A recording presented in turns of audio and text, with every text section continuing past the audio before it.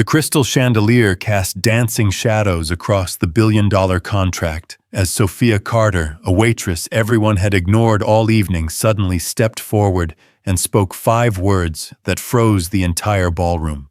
"Don't sign that, Mr. Hale." The pen trembled in the billionaire's hand as 200 of New York's most powerful people turned to stare at this woman in her worn uniform, their expressions shifting from disbelief to fury. What happened next would destroy careers, expose a conspiracy worth billions, and prove that sometimes the most dangerous person in the room isn't the one with the most money. It's the one with nothing left to lose. My friends, if you're watching this story unfold, drop a comment below sharing what city you're from. I'd love to see how far this tale of courage travels. Now let me take you back to where it all began 12 hours earlier, when Sophia Carter was just trying to survive another shift. The morning rain hammered against the windows of the cramped Brooklyn apartment as Sophia Carter stood before the cracked mirror, adjusting the collar of her catering uniform for the 3rd time. Her hands steady, despite everything life had thrown at her, smoothed down the black polyester fabric that had seen too many washes and not enough replacements. In the reflection behind her, she could see her daughter Emma, 5 years old, with eyes that held too much understanding for someone so young, sitting cross-legged on their threadbare couch, coloring in a notebook that had more scribbles than blank pages left. "Mommy, why do you have to work again tonight?" Emma's voice carried that particular tone children master when they already know the answer, but hope against hope it might change. Sophia turned from the mirror, her heart clenching at the sight of her daughter's downturned mouth. She crossed the small living space in 3 steps. That's all it took in their studio apartment, and knelt beside Emma, taking those small hands in hers. "Remember what we talked about, sweetheart? Mommy's working extra shifts so we can get you those new school shoes you need. The ones with the sparkles on the side that you liked." "I don't need sparkly shoes," Emma said quietly, her gaze dropping to Sophia's feet, where the black service flats were held together with super glue at the seams. "Your shoes are broken." The words hit Sophia like a physical blow. She pulled Emma into a fierce hug, breathing in the scent of cheap shampoo and childhood innocence. "My shoes are just fine, baby. They're comfortable, and that's what matters when Mommy's on her feet all night. Besides," she pulled back, forcing brightness into her voice, "tonight's a special event. A big fancy party at the Meridian Hotel. Maybe I'll see movie stars." Emma's eyes widened slightly, a spark of interest breaking through her worry. "Real movie stars? Maybe. But you know what, Mrs. Rodriguez will be here soon to watch you, and she promised to let you help make empanadas if you finish your homework first." The mention of their elderly neighbor, who had become a surrogate grandmother to Emma over the past 2 years since they'd moved into the building, brought a genuine smile to the little girl's face. Mrs. Rodriguez, with her flour-dusted aprons and endless stories about her childhood in Puerto Rico, had been a godsend, watching Emma for a fraction of what any daycare would cost, often refusing payment altogether, insisting that Sophia's occasional help with grocery runs was payment enough. A knock at the door announced the older woman's arrival. She entered with her usual warmth, carrying a covered dish that smelled of sofrito and comfort. "Ah, mija," she said to Sophia, taking in the uniform with knowing eyes. "Another big party?" "The Hale Industries annual gala," Sophia replied, trying to keep the exhaustion from her voice. "It's good money, Mrs. Rodriguez. Time and a half plus tips if we're lucky." The older woman made a disapproving sound in her throat, but said nothing more in front of Emma. She knew as Sophia did that pride was a luxury single mothers couldn't afford. Instead, she turned to Emma with theatrical excitement. "Now, pequeña, are you ready to learn the secret to perfect empanada dough?" With Emma successfully distracted, Sophia grabbed her bag, a worn leather satchel that had belonged to her father, one of the few things she'd kept after everything fell apart. Inside, along with her phone and wallet, was a small notebook filled with his handwriting. Economic theories and observations he'd made during his years as a professor at Columbia. She carried it everywhere, a talisman against forgetting who she used to be, who she might be again someday. The subway ride to Manhattan was a study in contrasts. As the train moved from the outer boroughs toward the city center, the passengers transformed. The tired workers in paint-stained clothes and fast food uniforms gradually gave way to sleek professionals in designer suits, their faces buried in smartphones that cost more than Sophia's monthly rent. She stood near the door, one hand gripping the pole, watching the city blur past through the rain-streaked windows. 3 years ago, she would have been one of those professionals. 3 years ago, she'd been Sophia Carter, summa cum laude graduate from NYU, her father's pride and joy with a promising future in financial analysis ahead of her. But death, she'd learned, was expensive. Her father's sudden heart attack had come with medical bills that devoured their savings. The discovery that his pension had been mismanaged, lost in a corporate scandal, that made headlines for a week before disappearing into the news cycle's amnesia had destroyed any safety net she might have had. And then there was Marcus, Emma's father, who had promised the world, but delivered only absence when things got difficult. His parting words still echoed sometimes in the middle of the night. "I'm not cut out for this, Sophia. You're stronger than me. You always were." Strength. Everyone always talked about her strength. But strength didn't pay rent. Strength didn't buy groceries. Strength didn't keep the lights on when Con Edison sent another shut-off notice. Only work did that. And so she worked 2 jobs, sometimes 3, whatever it took to keep Emma fed, clothed, and in the good school district she'd fought tooth and nail to get her into using her father's old address through some creative paperwork that probably constituted fraud if anyone looked too closely. The Meridian Hotel rose like a golden monument to excess on Fifth Avenue, its Art Deco facade gleaming despite the gray day. Sophia entered through the service entrance 3 blocks away from the main doors, where guests would arrive in a few hours. The contrast was jarring, from marble and crystal in the front to concrete and fluorescent lights in the back, as if the building itself was maintaining 2 separate realities. The catering company's staging area was already buzzing with activity. Servers in identical uniforms bustled about, checking their appearances, gossiping about which celebrities might attend, placing bets on how much the bar tips would be. Sophia found her station assignment posted on the wall, main ballroom section, C table service for the head table. "Oh great, you got the big shots," said a voice beside her. Sophia turned to see Maria, another regular on the catering circuit. A woman in her 40s who'd been doing this for 15 years and had the varicose veins to prove it. That's where Richard Hale himself sits, the billionaire boy wonder. Made his first million at 23, can you believe it? Some of us were still figuring out how to do laundry at that age. Sophia had heard of Richard Hale, of course. Everyone in New York had.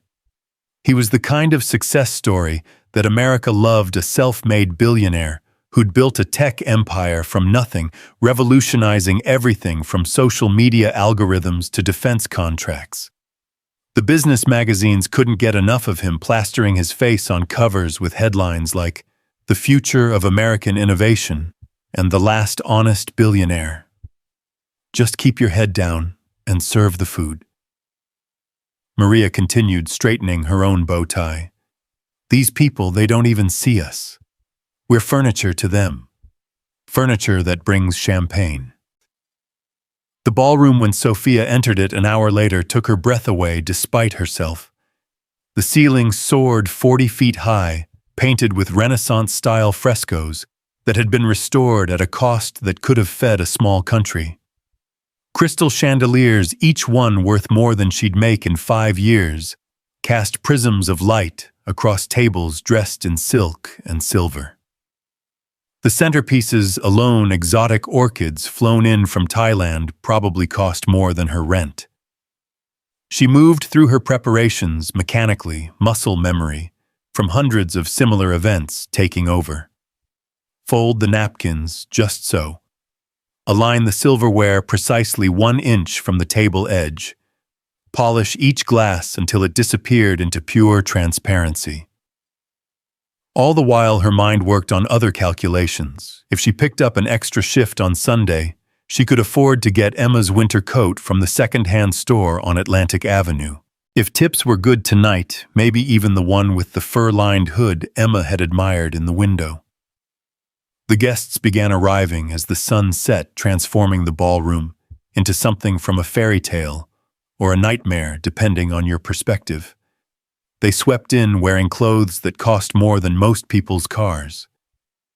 Jewels that could fund college educations, watches that represented the kind of casual wealth that didn't even notice price tags anymore. Sophia recognized some faces from magazine covers and news programs, tech moguls, hedge fund managers, pharmaceutical executives, the people who moved billions with a phone call and never thought about the human cost of their decisions. She was adjusting the placement of water glasses at the head table when she heard his voice for the first time. Richard Hale had arrived, and his presence changed the very air in the room. He wasn't particularly tall, maybe 5'10", but he carried himself with the kind of confidence that made him seem larger. Early 40s with salt and pepper hair that was artfully disheveled, and eyes that missed nothing, scanning the room with the intensity of a predator checking his territory. "The Yamamoto deal needs to be finalized tonight," he was saying to a younger man beside him, his assistant, judging by the way he hovered anxiously at Hale's elbow. "I want that contract signed before dessert. The Japanese are getting cold feet about the liability clause. Sir Legal said they needed more time to review. Legal has had 3 months. I don't pay them to need more time. I pay them to make problems disappear." Hale's voice carried that particular tone of a man who'd never been told no, and lived in a reality where that word simply didn't exist. Sophia moved away, invisible in her uniform, but something nagged at her. The Yamamoto deal. She'd read about it in the financial pages she still consumed religiously, a habit from her old life she couldn't break. It was a massive merger, something involving Hale Industries' AI division and a Japanese semiconductor company. The numbers being thrown around were astronomical, $12 billion. The evening progressed in its orchestrated fashion. Appetizers were served with military precision. Wine flowed like water, each bottle worth more than most people's monthly grocery bills. Conversations bubbled around her as she moved through her section, snippets of deals and divorces, mergers and mistresses, the casual cruelty of people who'd forgotten what it was like to worry about money. Told him if he didn't accept the buyout, we'd bury him in litigation until manufacturing moved to Bangladesh, saved us $40 million annually. Had to let go of half the department, but the shareholders were thrilled. Each overheard fragment was a reminder of the world she'd once hoped to enter, back when she believed that success meant something more than stepping on others to climb higher. Her father had warned her about this world, even as he'd prepared her for it. "Understanding money doesn't mean worshipping it, Sophie," he'd told her once, using the nickname only he was allowed. "The moment you forget that numbers represent people, you lose your soul." She was refilling water glasses at the head table when she saw it, a leather portfolio left open beside Richard Hale's place setting. The contract was right there, pages of dense legal text, with tabs marking signature lines. She shouldn't look. It was none of her business. She was just the help in visible furniture that brought champagne, as Maria had said. But her eyes caught something on the exposed page, a phrase that made her freeze. Unlimited liability transfer upon signature, retroactive to all previous partnerships as outlined in Schedule J. The water pitcher trembled in her hand. She knew that clause. She'd seen it before years ago when her father had shown her a case study of one of the biggest corporate frauds in history. It was a poison pill hidden in plain sight, designed to transfer massive debts and liabilities from one party to another, while appearing to be standard boilerplate. If Richard Hale signed that contract, he wouldn't just be merging with Yamamoto. He'd be accepting responsibility for every debt, every lawsuit, every potential liability the company had accumulated, including, if she remembered correctly, a massive environmental cleanup in Fukushima that had been tied up in courts for years. "Careful with that water, girl," snapped a woman at the table, diamonds glittering at her throat. "This dress costs more than you make in a year." Sophia murmured an apology, moving away, but her mind was racing. Should she say something? It wasn't her place. She could lose her job. She needed this job. Emma needed her to have this job. But $12 billion. If she was right, Richard Hale was about to lose $12 billion to a con that would make headlines for years. The dinner service continued. The main course, Wagyu beef that literally melted on the tongue, not that Sophia would ever taste it, was served and consumed. Deals were discussed over wine that had been aged longer than Sophia had been alive. Richard Hale dominated his table, his voice carrying over the others, supremely confident in his own brilliance. The Yamamoto board caved on every point. He was telling his dining companions loud enough for nearby tables to hear. "They're so desperate for American investment, they practically begged me to take the company off their hands. We'll strip it for parts, keep the useful patents, and sell off the rest. Should triple our investment in 18 months. The men around him laughed, raising their glasses in a toast to capitalism at its finest. Sophia watched from her station by the wall, her father's notebook seeming to burn in her bag across the room. He would have been appalled by this casual discussion of destroying a company, of treating thousands of jobs like numbers on a spreadsheet. As the dessert course was being prepared, she saw Hale's assistant approach with the contract and an ornate fountain pen. "Sir, Mr. Yamamoto's representatives are waiting in the Oak Room for confirmation of the signing." "Let them wait," Hale said, but he picked up the pen, flipping to the signature page with the confidence of a man who'd signed 1,000 such documents. "Actually, better yet, bring them in. Let's make a show of it. Nothing seals a deal like public commitment." The assistant scurried off, and within minutes, a small group of Japanese businessmen entered the ballroom, their faces carefully neutral in that way that suggested extreme anxiety being professionally managed. Sophia recognized the signs of people who knew they were pulling off a con, but couldn't quite believe it was working. The room began to quiet, sensing something significant was happening. Richard Hale stood raising his champagne glass, the contract and pen in his other hand. "Ladies and gentlemen," he announced, his voice carrying to every corner of the vast space, "you're about to witness history. The merger of Hale Industries and Yamamoto Corporation, creating the largest AI semiconductor consortium in the Western Hemisphere."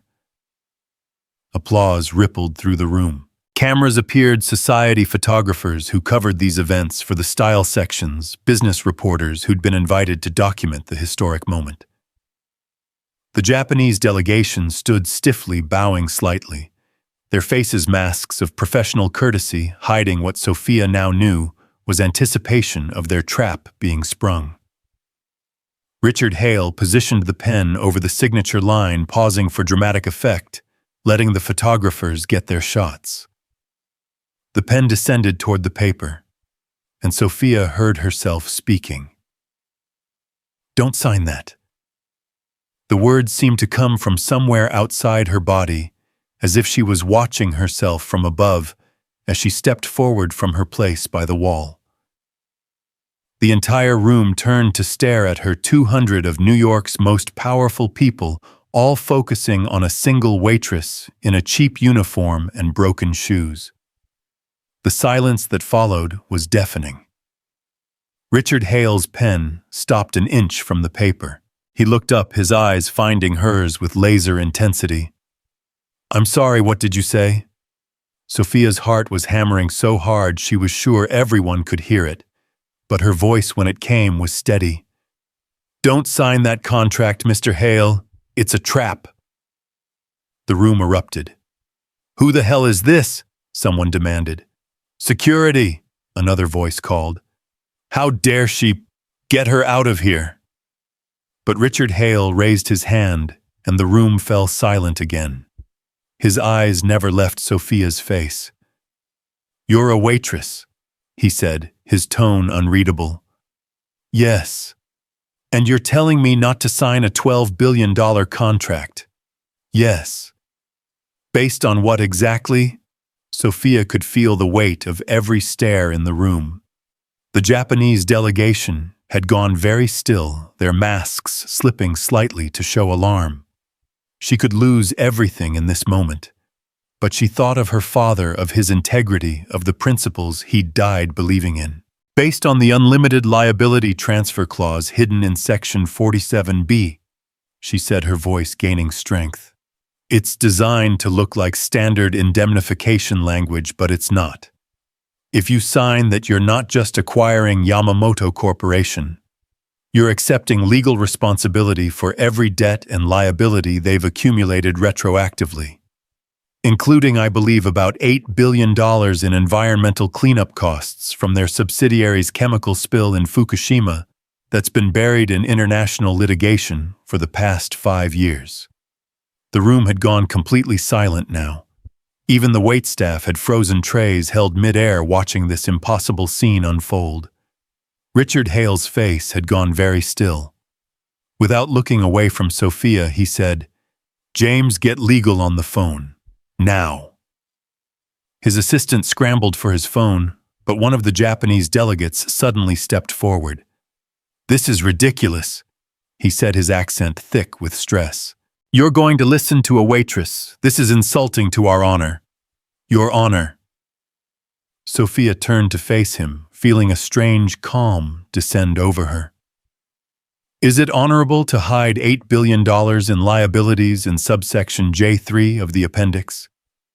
Is it honorable to use a shell company in the Caymans to obscure the toxic waste lawsuit that's about to go to trial in The Hague?" The man's face drained of color. "How could you possibly—" "Because my father taught me to read contracts," Sophia said simply. "All of them. Every word. Every subsection. Every footnote." Richard Hale slowly set down the pen. He picked up the contract, his eyes scanning the section she'd mentioned. The room watched as his expression shifted from skepticism to concentration to something that looked dangerously close to rage. "Son of a bitch," he said softly. Then louder, "Son of a bitch." He grabbed the contract and in one dramatic motion tore it in half. The sound of ripping paper echoed through the ballroom like a gunshot. The Japanese delegation was already backing toward the exit, but Hale's security team had materialized from nowhere, blocking their path. "Going somewhere, gentlemen." Hale's voice was deadly calm now. "I think we need to have a conversation about fraud, and I think the FBI will want to be part of that conversation." What happened next was chaos. The Japanese delegates were escorted out by security. Lawyers appeared from nowhere, phones pressed to their ears, shouting about injunctions and criminal charges. The photographers who'd come to document a triumph were instead capturing a scandal that would make front pages around the world. And in the middle of it all, Sophia stood in her worn uniform, suddenly the center of attention she'd never wanted. Richard Hale approached her slowly, the torn contract still in his hands. Up close, she could see the calculation in his eyes, the mind that had built an empire trying to understand what had just happened. "Who are you?" he asked quietly. His voice pitched for her ears alone despite the chaos around them. "Nobody," Sophia replied. Just a waitress." "No," he said, shaking his head. "A waitress doesn't know about international liability law. A waitress doesn't recognize sophisticated financial fraud. So I'll ask again, who are you?" Before she could answer, the catering manager appeared at her elbow, his face red with fury. "You're fired," he hissed. "Get your things and get out. You've embarrassed our entire company. You'll never work another event in this city." Sophia felt the words hit her like physical blows. Never work another event. No more catering jobs. No way to make rent. No way to feed Emma. "Actually," Richard Hale said, his voice cutting through her spiral of panic, "she's not going anywhere." He turned to the manager with a look that could have frozen fire. "This woman just saved me $12 billion. If you fire her, I'll personally ensure your company never caters another corporate event in Manhattan. Are we clear?" The manager's mouth opened and closed like a fish before he backed away defeated. Hale turned back to Sophia. "Now, since you've just saved my company from the biggest fraud in its history, the least I can do is offer you a drink. And a job, if you're interested." "I have a job," Sophia said automatically. "Serving water to people who don't deserve to shine your shoes." He gestured around the room where the guests were still buzzing with shock and excitement. "You clearly have a gift. Let me guess, economics degree, MBA. NYU, financial analysis with a minor in international law," she admitted quietly. "But that was a long time ago. Not so long that you've forgotten how to spot a poison pill in a contract. Who taught you that?" "My father, Professor David Carter. He taught economics at Columbia until—" She stopped, unable to finish. Recognition dawned in Hale's eyes. "David Carter. I remember reading about that. The pension fund scandal. He tried to blow the whistle, didn't he? He tried?" Sophia set her throat tight. "It killed him. Heart attack from the stress. And then the lawyers took everything else." Hale was quiet for a moment, studying her with those intense eyes. Around them, the party was dissolving into chaos, but they stood in a bubble of relative calm like the eye of a hurricane. "I need someone like you," he said finally. "Someone who sees what others miss. Someone who isn't afraid to speak up when everyone else stays silent. Name your salary." Sophia almost laughed. "Mr. Hale, I appreciate the offer, but I'm a single mother with a 5-year-old daughter. I can't work the 100-hour weeks your executives pull. I can't fly to Tokyo at a moment's notice. I can't—" "I didn't ask for your limitations," he interrupted. "I asked for your salary requirements. As for the rest, we'll figure it out. On-site daycare, flexible hours, whatever you need. You just saved me $12 billion, Ms. Carter. I think I can afford to accommodate your schedule." The room was still spinning around, her voice rising and falling like waves. She could see the other waitstaff watching her with expressions ranging from awe to envy. The guests were staring too, trying to understand how the invisible had suddenly become visible, how furniture had suddenly started speaking. "Can I think about it?" she asked. "Of course, but don't think too long. People with your skills and integrity are rare, and after tonight, everyone in this room is going to want to hire you." As if to prove his point, a woman in a stunning red dress approached them.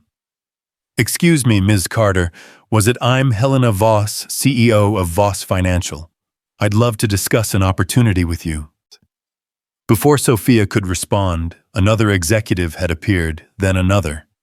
Business cards were being pressed into her hands, job offers thrown at her like confetti. The woman who'd snapped at her about the water was now trying to get her attention, suddenly seeing her as a person worth knowing. It was overwhelming, surreal, like she'd fallen through the looking glass into a world where the rules had suddenly changed. But through it all, she kept thinking about Emma asleep in their tiny apartment, dreaming whatever dreams 5-year-olds cherish.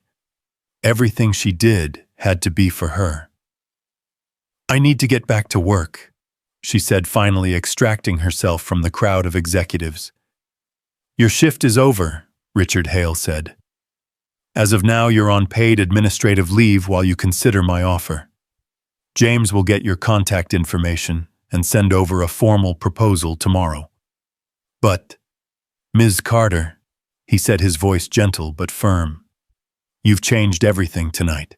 The least you can do is let that change include your own life." As she gathered her things from the service area, her fellow servers surrounded her, peppering her with questions. Maria grabbed her arm, eyes wide with disbelief. "How did you know?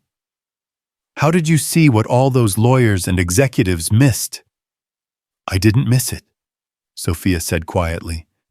"I just remembered that every contract tells a story. My father taught me to read the whole story, not just the parts they want you to see." She left through the same service entrance she'd entered hours before, but everything felt different now. The rain had stopped, and the city lights glittered with possibility instead of mockery. Her phone was already buzzing with messages, numbers she didn't recognize, opportunities she couldn't have imagined when she'd kissed Emma goodbye that evening. As she walked to the subway, Sophia pulled out her father's notebook, running her fingers over his familiar handwriting. "Every number represents a person, Sophie. Never forget that." She hadn't forgotten. And tonight, for the first time since his death, she felt like she'd made him proud. The subway ride back to Brooklyn felt like traveling between worlds. The late-night train was nearly empty, just a few tired workers heading home from second shifts and late dinners. Sophia sat by the window watching her reflection, superimposed over the dark tunnel rushing by. She looked the same tired eyes, hair escaping from its careful bun, the uniform that marked her as invisible to people like the ones she'd just left behind. But everything had changed. Her phone kept buzzing, text messages from numbers she didn't recognize. LinkedIn notifications, how had they found her so quickly? Voicemails from reporters who'd somehow gotten her number. She turned the phone off, needing silence to think. What had she done? The rational part of her brain, the part that had learned to be careful, to keep her head down to survive, was screaming at her. She'd made enemies tonight. Powerful ones. The Yamamoto Corporation wouldn't forget the waitress who'd exposed their fraud. The executives who'd been salivating over the stripped assets of the merger wouldn't forgive her for costing them profits. She'd put a target on her back, and worse, potentially, on Emma's. But another part of her, a part she'd thought had died with her father, felt alive for the first time in years. She'd stood up. She'd spoken truth in a room full of lies. She'd refused to be invisible. The walk from the subway to her building was only 3 blocks, but tonight it felt like miles. Every shadow seemed threatening, every footstep behind her potentially following. Was she being paranoid? Probably. But $12 billion was enough money to make people do desperate things. Mrs. Rodriguez was dozing on the couch when Sophia entered the apartment, the television playing a Spanish soap opera at low volume. The older woman stirred as the door closed, blinking awake with the disorientation of unexpected sleep. "Mija, you're home early," she said, checking the clock on the wall. It was only 11. These events usually ran until 2 or 3 in the morning.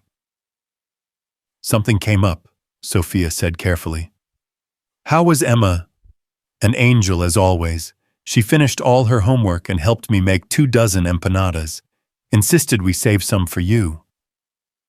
Mrs. Rodriguez studied her face with those knowing eyes that had seen too much of life to be fooled by easy lies. "What happened, child?"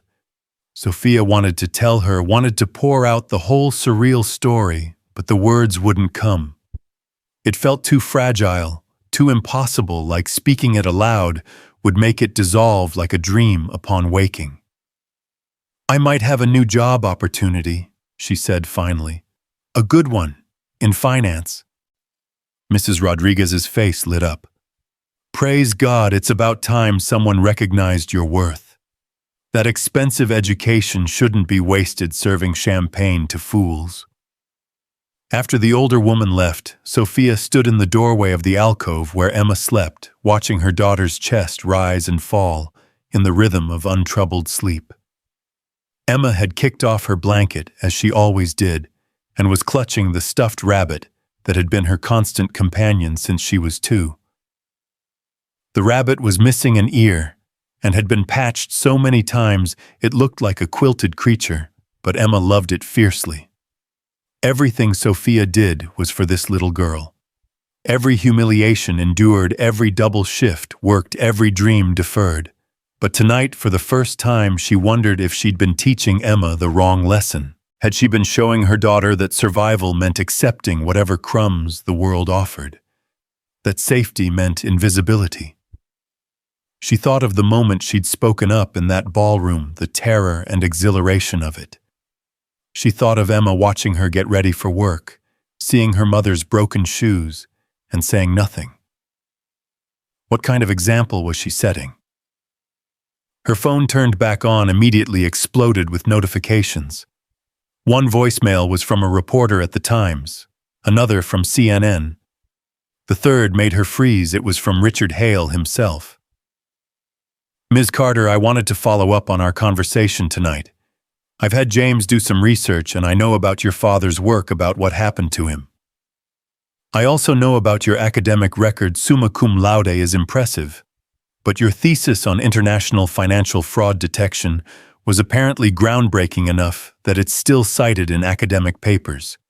We need to talk properly without 100 people watching. I've sent a car to your building. The driver will wait all night if necessary. No pressure, but if you're willing, I'd like to discuss not just a job, but a partnership. Someone with your skills and integrity shouldn't be serving water. They should be changing the world." Sophia played the message twice, then looked out her window. Sure enough, a black town car was parked outside, engine running, a driver reading a newspaper in the front seat. A car that probably cost more than she'd made in the last 5 years, sent to wait outside her building with its broken intercom and graffitied walls. She made herself a cup of tea with the hot plate that served as their kitchen, using the last of the good tea she'd been saving for a special occasion. If tonight didn't qualify, what would? As she sat at their small table, the one her father had given her when she'd first moved out on her own, she pulled out his notebook again. Flipping through the pages, she found the passage she was looking for, written in his careful script. "The market rewards 2 things above all else: information and courage. Information without courage is useless. You know what should be done but lack the will to do it. Courage without information is dangerous. You act boldly but blindly. But when you have both, when you know the truth and have the courage to speak it, you become unstoppable. The system is designed to make you choose between safety and integrity. Choose integrity, Sophie. Always choose integrity. The safety it offers is an illusion anyway." She'd forgotten those words, or maybe she'd buried them because they were too painful to remember after what had happened to him. He'd chosen integrity and it had killed him. But maybe that wasn't the whole story. Maybe the real tragedy wasn't that he'd spoken up, but that he'd spoken alone, without allies, without power, without anyone willing to stand beside him. Her phone rang, an unknown number with a Manhattan area code. Against her better judgment, she answered. "Ms. Carter, this is James, Mr. Hale's assistant. I'm sorry to call so late, but Mr. Hale wanted me to add something to his message. He said to tell you that he's looked into your father's case and he thinks there might be grounds for a posthumous review. The pension fund that was lost there might be a way to recover some of it. He has lawyers who specialize in this kind of recovery. He wanted you to know that regardless of whether you accept his job offer, he's willing to help with this." Sophia's throat closed up. Why would he do that? He said to tell you that integrity should be rewarded, not punished, and that your father deserved better than what he got. So do you. After she hung up, Sophia sat in the dark apartment listening to the sounds of the city through the thin walls. Sirens in the distance, music from the apartment upstairs, the couple next door arguing about money again. The same symphony of struggle she'd grown accustomed to, the background music of survival. But maybe survival wasn't enough anymore. Maybe it never had been. She thought about the faces in that ballroom, when she'd spoken up, the shock, the disbelief, the rage. But also in a few faces, something else. Recognition, respect, maybe even admiration. Richard Hale hadn't been the only one who'd seen her worth in that moment. She'd seen it herself. Emma stirred in her sleep, mumbling something unintelligible. Sophia went to her, pulling the blanket back up, smoothing her daughter's hair. Emma's eyes fluttered open for a moment. "Mommy, are you home?" "Yes, baby. Go back to sleep." "Did you see movie stars?" Sophia smiled in the darkness. "No, sweetheart, but something better happened." "What?" "I remembered who I am." Emma was already sliding back into sleep, but she murmured, "Who are you, Mommy?" "Someone brave," Sophia whispered, more to herself than to her sleeping daughter. "Someone who speaks up. Someone who isn't invisible anymore." The next morning would bring decisions. The job offer from Richard Hale. The other opportunities that had been thrown at her. The reporters who would want to tell her story. The enemies she'd made who would want to destroy her. The whole complicated, terrifying, exhilarating future that had opened up because she'd refused to stay silent. But that was tomorrow. Tonight, she sat in her tiny apartment with her sleeping daughter, her father's notebook, and the knowledge that she'd changed everything with 5 simple words. "Don't sign that, Mr. Hale." The broken shoes sat by the door, superglue visible at the seams. Tomorrow, maybe she'd buy new ones. Or maybe she'd keep them as a reminder of the night she'd walked into a room full of billionaires and reminded them that wisdom doesn't come from wealth. Courage doesn't require a pedigree, and sometimes the most powerful person in the room is the one with nothing left to lose and everything to gain. Outside, the town car continued to wait patient, as a promise engine humming in the Brooklyn night. Sophia looked at it through the window, then at Emma, then at her father's notebook. She picked up her phone and dialed the number James had called from. "Tell Mr. Hale I'll take the meeting," she said when he answered.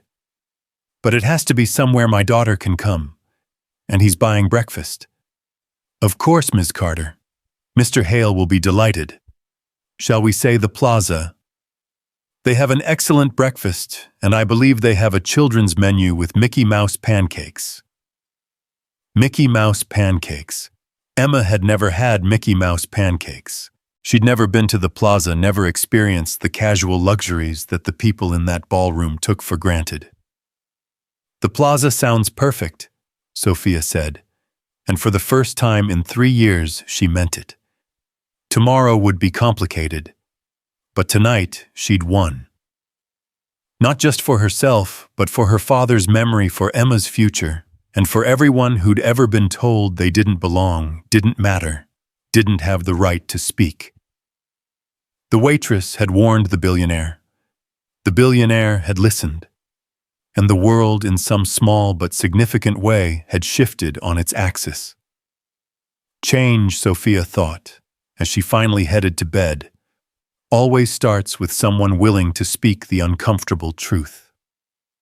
Tonight that someone had been her. Tomorrow, who knew what might be possible? The city hummed outside her window, 8 million souls pursuing 8 million dreams. But tonight, one of those dreams had come true in the most unexpected way. A waitress in broken shoes had saved an empire, exposed a fraud, and reminded a room full of the powerful that wisdom and courage can come from the most unexpected places. It was, she thought, as sleep finally claimed her one hell of a story. And it was just the beginning. The Plaza Hotel's breakfast room gleamed with a different kind of light than the Meridian's ballroom had the night before. Morning sun streamed through tall windows, catching on crystal juice glasses and silver coffee pots. But there was something softer about it, less predatory. Emma stood frozen at the entrance, her small hand gripping Sophia's with the intensity of a child witnessing magic for the first time. "Mommy," she whispered, "it's like a castle." Before Sophia could respond, a maitre d' in a morning coat appeared, his smile professionally warm until he recognized her name. His eyes widened slightly, and suddenly the professional warmth became genuine interest. "Ms. Carter, Mr. Hale is already waiting for you in the Palm Court. Right this way, please. And this must be Emma." He bent down slightly, addressing the little girl directly. "We've prepared something special for you, young lady. Our chef heard you were coming and made his famous Mickey Mouse pancakes with extra strawberries." Emma's eyes went impossibly wide, and for a moment Sophia saw her daughter's careful maturity crack, revealing the 5-year-old beneath, who just wanted to believe in magic. They followed the maitre d' through the ornate space, past tables of people who looked like they'd never worried about a bill in their lifts, past conversations conducted in hushed tones about millions and mergers. Richard Hale sat alone at a corner table, but he wasn't what Sophia had expected. Gone was the commanding figure from the night before. Instead, he was reading what appeared to be a children's book, making notes in the margins with intense concentration. He looked up as they approached, and his face transformed with a smile that seemed genuinely pleased. "Ms. Carter, and you must be Emma." He stood extending his hand to the little girl with the same seriousness he might offer a fellow CEO. "I'm Richard. I heard you're quite the artist. I brought you something." From beside his chair, he produced a leather-bound sketchbook and a set of professional colored pencils that Sophia recognized from the art store windows she walked past, but never entered. Emma looked at her mother for permission, and when Sophia nodded, accepted the gifts with reverent hands. "These are the kind real artists use," Hale said to Emma. "My daughter is 15 now, but when she was your age, she loved these. Still does, actually." "You have a daughter?" Sophia found herself asking, surprised. The business magazines never mentioned family. "Lily. She lives with her mother most of the time, but we have breakfast here every Sunday when she's in town." Something shifted in his expression, a vulnerability that the cameras never caught. "She's the one who taught me that the most important conversations happen over pancakes." A waiter appeared with Emma's breakfast, and the little girl gasped at the elaborate Mickey Mouse face made from pancakes with whipped cream hair and strawberry bow. While Emma focused on this marvel, Hale turned his attention to Sophia. "I did some research last night," he said quietly.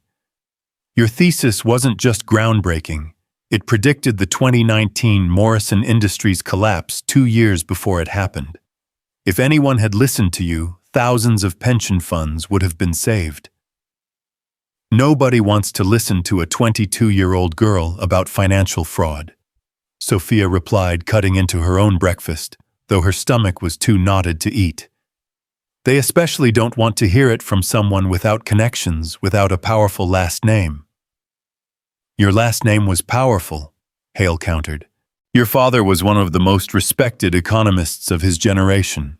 I actually attended one of his lectures once, though I doubt he'd have remembered me. He talked about the moral obligation of wealth, how every financial decision was ultimately a human decision. It was uncomfortable. Made half the audience walk out." "That sounds like him," Sophia said softly. "He never could read a room.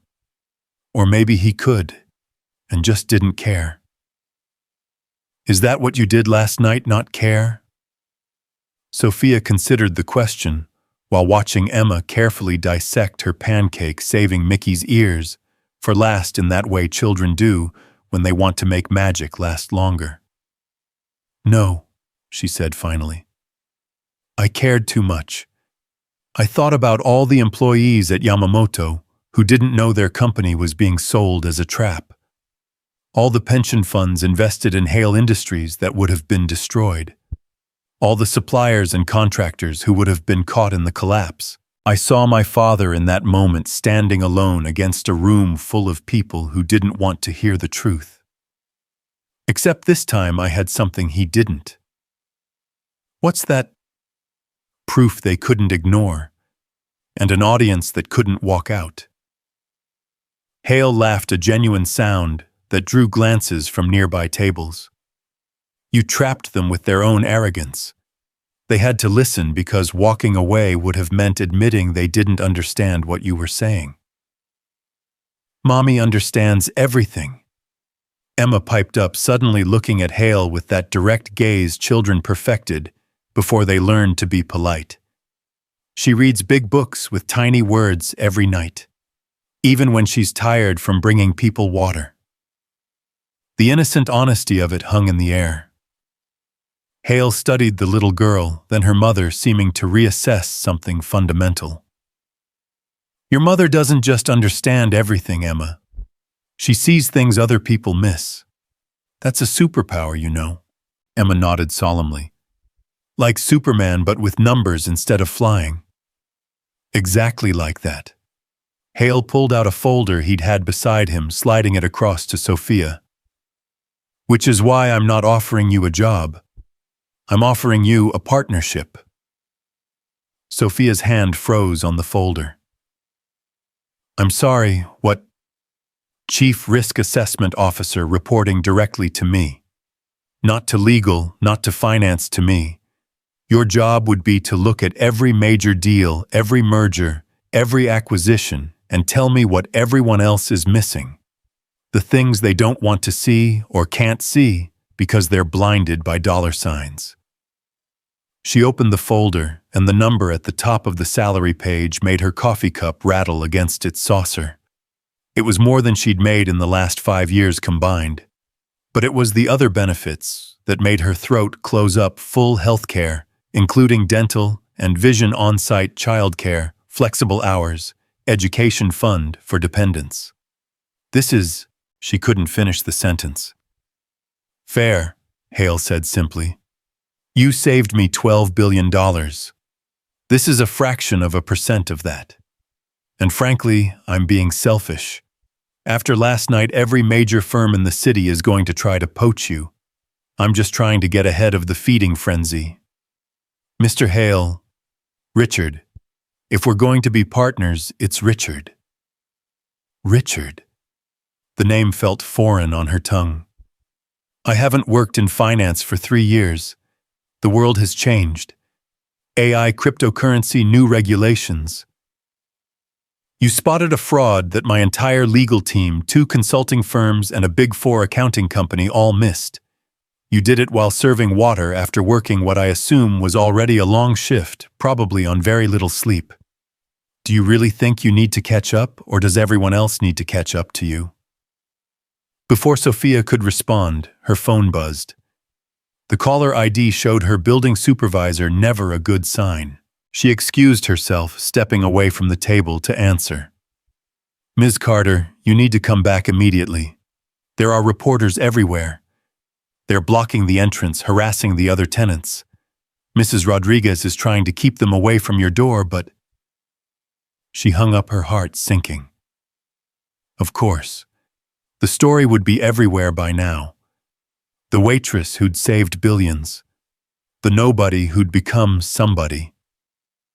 They'd want pictures, interviews, the human interest angle that would sell papers and generate clicks. She returned to the table where Emma was showing Richard her drawings, explaining in detail the adventures of a superhero cat she'd created. The normalcy of it, the sweetness, made what she had to say even harder. We have to go, the press has found my building. Richard's expression darkened. "James," he called, and his assistant materialized as if he'd been waiting for the summons. "Get a security team to Ms. Carter's building immediately. Discreet but effective. And call Patricia at the PR firm. We need media management." "I can't afford," Sophia began. "You're not paying for it. This is my mess. The story is about my company, my deal. The least I can do is protect you from the fallout."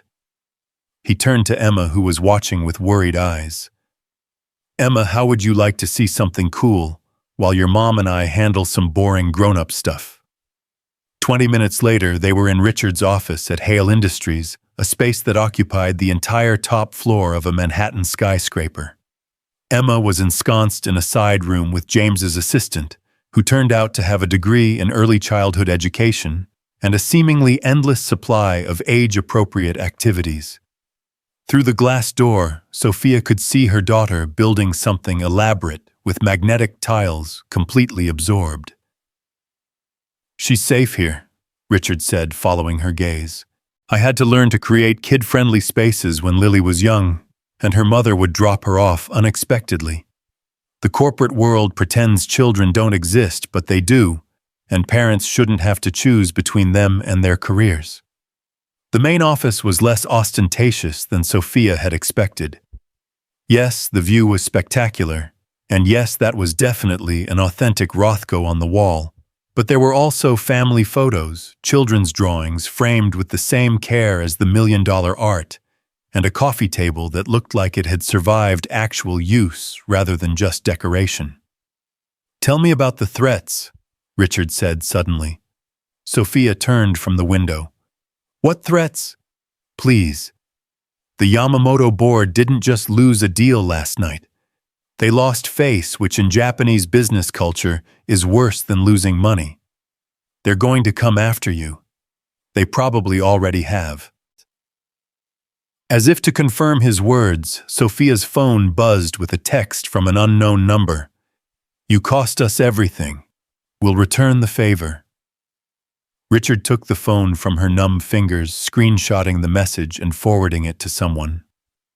"That's evidence now. My security team will handle it." "This is insane," Sophia said, sinking into a chair that probably cost more than her annual rent. 24 hours ago, I was invisible. Now I can't hide." "You were never invisible," Richard corrected. "You were unseen. There's a difference. Invisible means you're not there. Unseen means people choose not to look. Last night you made them look." His phone rang and his expression grew serious as he listened. "I see. How many, and they're sure about the connection?" He hung up, turning to Sophia with an expression she couldn't read. "That was my head of security. 3 other companies that were planning to partner with Yamamoto have found similar liability traps in their contracts. Apparently, this wasn't their first attempt. The FBI is now involved." "Oh God." Sophia put her head in her hands. "They're really going to come after me now." "No, they're not." Richard's voice was steel. "Because you're not going to be some isolated whistleblower they can intimidate. You're going to be my chief risk assessment officer with all the protection and resources that entails. And the first thing we're going to do is hold a press conference." "A press conference?" Sophia's head shot up. "I don't do press conferences. I can barely order coffee without stuttering." "You stood up in front of 200 of New York's most powerful people and called out a $12 billion fraud. I think you can handle some reporters." "That was different. That was about numbers, facts. This is about me. They'll want to know about Emma, about her father, about my father, about every failure and mistake I've ever made. Then we control the narrative. We tell them what we want them to know. We make you the hero of the story, which you are before they can turn you into something else." The door to the side room opened, and Emma emerged holding a complex geometric structure she'd built. "Mommy, look, it's our new house. It has room for everyone, even Mrs. Rodriguez and her cat." The innocent hope in her daughter's voice broke something in Sophia. A new house. As if it were that simple. As if accepting this job, this new life, would magically fix everything that had broken over the last 3 years. Richard knelt down to Emma's level, studying her construction with genuine interest. "That's impressive engineering. You know what, I have an idea. While your mom and I talk about boring work stuff, would you like to see the company daycare? They have an art studio and a playground on the roof." Emma looked at her mother for permission, and Sophia nodded. After her daughter left with the assistant, Sophia turned to Richard. "Why are you doing this, really? And don't say it's because I saved you money. You could write me a check and be done with it." Richard was quiet for a moment, looking out at the city sprawling below them. "When I was 25, I had an idea that everyone said was impossible. Too risky, too ambitious, too everything. One person believed in me, an old professor who saw something everyone else missed. He invested his retirement savings in my company when no one else would give me a hum. That professor was David Carter." Sophia's world tilted. "My father invested in Hale Industries. The original seed funding.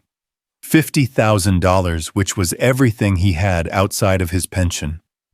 I tried to pay him back with interest when we succeeded, but he wouldn't take it. Said the only payment he wanted was for me to pay it forward someday. To find someone with integrity and intelligence who just needed a chance." "He never told me," Sophia whispered. "He made me promise not to tell you. Said he didn't want you thinking you had to follow any particular path because of it. But I think he'd forgive me for breaking that promise now." Richard pulled out a folder from his desk. "This is his original investment agreement. Look at the note he attached."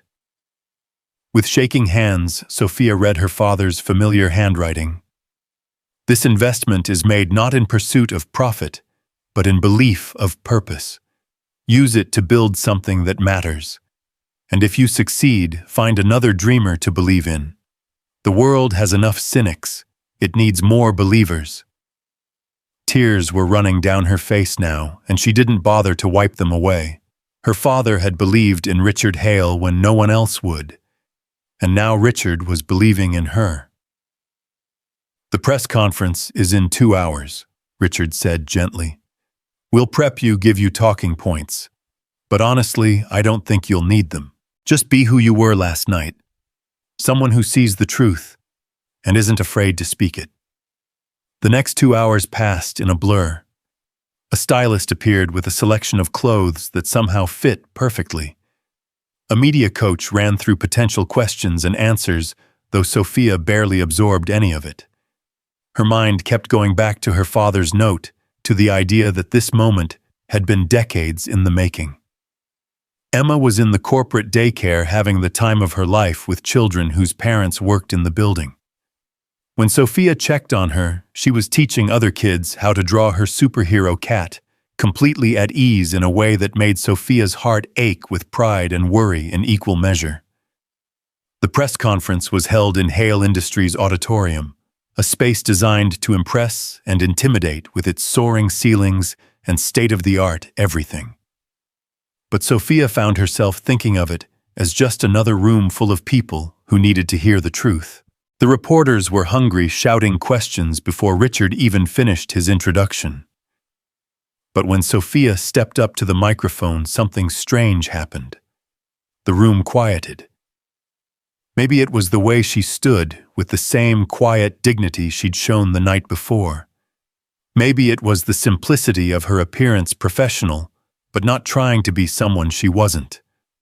Or maybe it was the way she looked directly at them, not with the practiced ease of a politician, but with the genuine presence of someone who had nothing to hide. "Good afternoon," she began, her voice steady despite the hammering of her heart. "My name is Sophia Carter. Until last night, I was a waitress at the Meridian Hotel. I'm also a single mother, a daughter who lost her father too soon, and someone who believes that numbers tell stories if we're willing to listen to them." She told them about the moment she'd seen the contract, the recognition of the fraud, the decision to speak up. She didn't mention her father's connection to Richard or the job offer. She kept Emma out of it entirely, despite their pressing questions about her personal life. She focused on the facts, the numbers, the truth that had been hidden in plain sight. The real story here isn't about me, she concluded. It's about what happens when we assume that wisdom only comes from certain sources, that intelligence only exists in certain packages. How many other voices are we not hearing because they don't have the right degrees on their wall or the right clothes on their backs? How many truths are we missing because we've forgotten how to listen? The questions came fast and fierce after that. Some reporters tried to paint her as a hero, others as an opportunist. A few dug into her father's death, the pension scandal, trying to find an angle that would sell more papers. But Sophia handled them all with the same calm she'd shown the night before, deflecting the personal, focusing on the systemic. One reporter, aggressive in his questioning, demanded to know what qualified her to spot what so many experts had missed. Desperation, she answered simply. When you can't afford to lose anything, you learn to see everything. The experts could afford to be wrong. I couldn't. That quote would become the headline in half the papers the next day, but Sophia didn't know that yet. All she knew was that she'd survived the press conference, said what needed to be said, and could get back to Emma. But as she left the podium, Richard caught her arm gently. There's one more thing. The FBI wants to talk to you. They're building a case against Yamamoto, and your testimony is crucial. The FBI agents were waiting in a conference room, their suits and serious expressions, making Sophia feel like she was in a movie. But their questions were straightforward, focusing on what she'd seen, how she'd recognized the fraud, what specific sections of the contract had raised red flags. They took notes, recorded everything, and thanked her for her courage. We've been tracking Yamamoto's activities for months, one agent told her. But we could never prove intent. Your testimony changes everything. You may have prevented dozens of companies from falling into the same trap. As they left, Sophia felt the weight of what she'd set in motion. This wasn't just about one contract anymore. It was about a pattern of fraud that could reshape international business law. And she was at the center of it. Richard walked her to the daycare to collect Emma. So, he said casually, have you thought about the offer? It's been 6 hours since you made it, Sophia pointed out. 6 hours is a lifetime in business. Wars have been won and lost in less time. She stopped walking, turning to face him. If I do this, I need some conditions. Name them. First, I work from home 2 days a week. Emma needs stability and I need to be present for her. Second, I want to continue my education, finish my MBA, maybe get a law degree. Third, I want to bring in Mrs. Rodriguez as a paid caregiver when I need to travel. She's been family to us and I won't leave her behind. Done, done, and done. Anything else? Sophia thought about her father, about integrity and purpose and paying it forward. I want to establish a program for financial literacy in underserved communities. Not charity, but real education. Teaching people to read contracts, understand loans, recognize fraud. Give them the tools to protect themselves. Richard smiled, that genuine expression she was beginning to recognize. Now that sounds like something David Carter's daughter would ask for. Consider it approved with full funding. They collected Emma, who was covered in paint and glowing with happiness. She'd made 3 new friends and been invited to a birthday party next week. As they rode down in the elevator, she chattered about her day, about the art teacher who'd shown her how to mix colors, about the rooftop playground where you could see the whole city. Are we going to come back here, Mommy? She asked as they reached the lobby. Sophia looked at Richard, then at her daughter, then at the contract in her bag that would change everything. Yes, baby, I think we are. As they stepped out onto the Manhattan street, the late afternoon sun painting everything gold, Sophia's phone buzzed with a message from an unknown number. But this time it wasn't a threat. It was from one of the waitresses from the night before. "Saw you on the news. You said what we all think but never say. Thank you for making us visible." That night, back in their Brooklyn apartment, after Emma was asleep and Mrs. Rodriguez had been told the good news and cried, then cooked enough food to feed an army in celebration, Sophia sat at her small table with the contract Richard had given her. Not the employment contract, she'd signed that already, but the investment document her father had signed all those years ago, believing in a young man with an impossible dream. At the bottom in Richard's handwriting was a new note: "Investment paid forward as promised. The dreamers and believers are still out there. We just have to find them." Sophia thought about the journey from last night to tonight, from invisible to seen from serving water, to being served at the plaza. It felt like a fairy tale, but fairy tales didn't usually include FBI interviews and death threats and the complicated reality of single motherhood. But maybe that's what made it better than a fairy tale. It was real. Messy and complicated and dangerous and wonderful, just like life. Tomorrow she'd start her new job. Tomorrow she'd face whatever the Yamamoto board threw at her. Tomorrow she'd begin building the program that would teach others what her father had taught her. But tonight she sat in her tiny apartment with her father's notebook and her daughter's drawings, and the contract that proved dreams could still come true, even for invisible waitresses with broken shoes and unbreakable spirits. The city hummed outside her window the same song it had sung last night, but now she heard it differently. Now she was part of the melody, not just the background noise. And tomorrow she'd help others find their voices too. The first morning in her new office at Hale Industries arrived with a different kind of nervousness than Sophia had expected. She stood before the floor-to-ceiling windows, watching Manhattan light up below, when a soft knock interrupted her thoughts. Margaret Chen, the chief legal officer, entered with an expression that immediately set off alarm bells in Sophia's mind. "We have a problem," Margaret said, without preamble, setting a thick folder on the pristine desk. "Yamamoto's lawyers filed an injunction last night.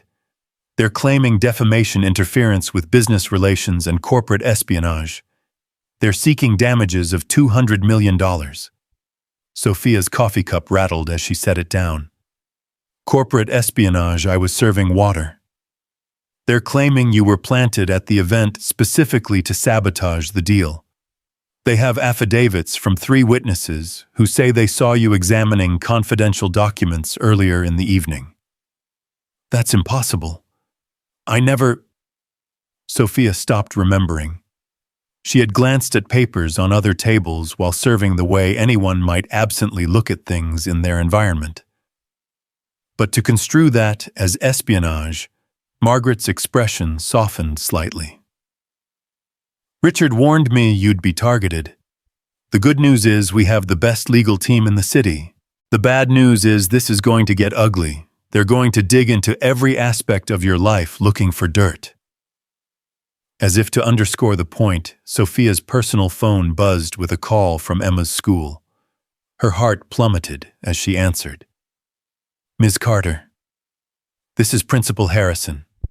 I need you to come to the school immediately. There are photographers outside trying to take pictures of Emma through the fence.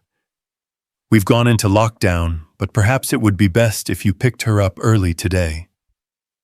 The room seemed to spin. They were going after her daughter, the one line she'd thought no one would cross. "I'll be right there," she managed, already grabbing her bag. "I'm coming with you," Margaret said unexpectedly. "And we're taking the company's security detail. This ends now."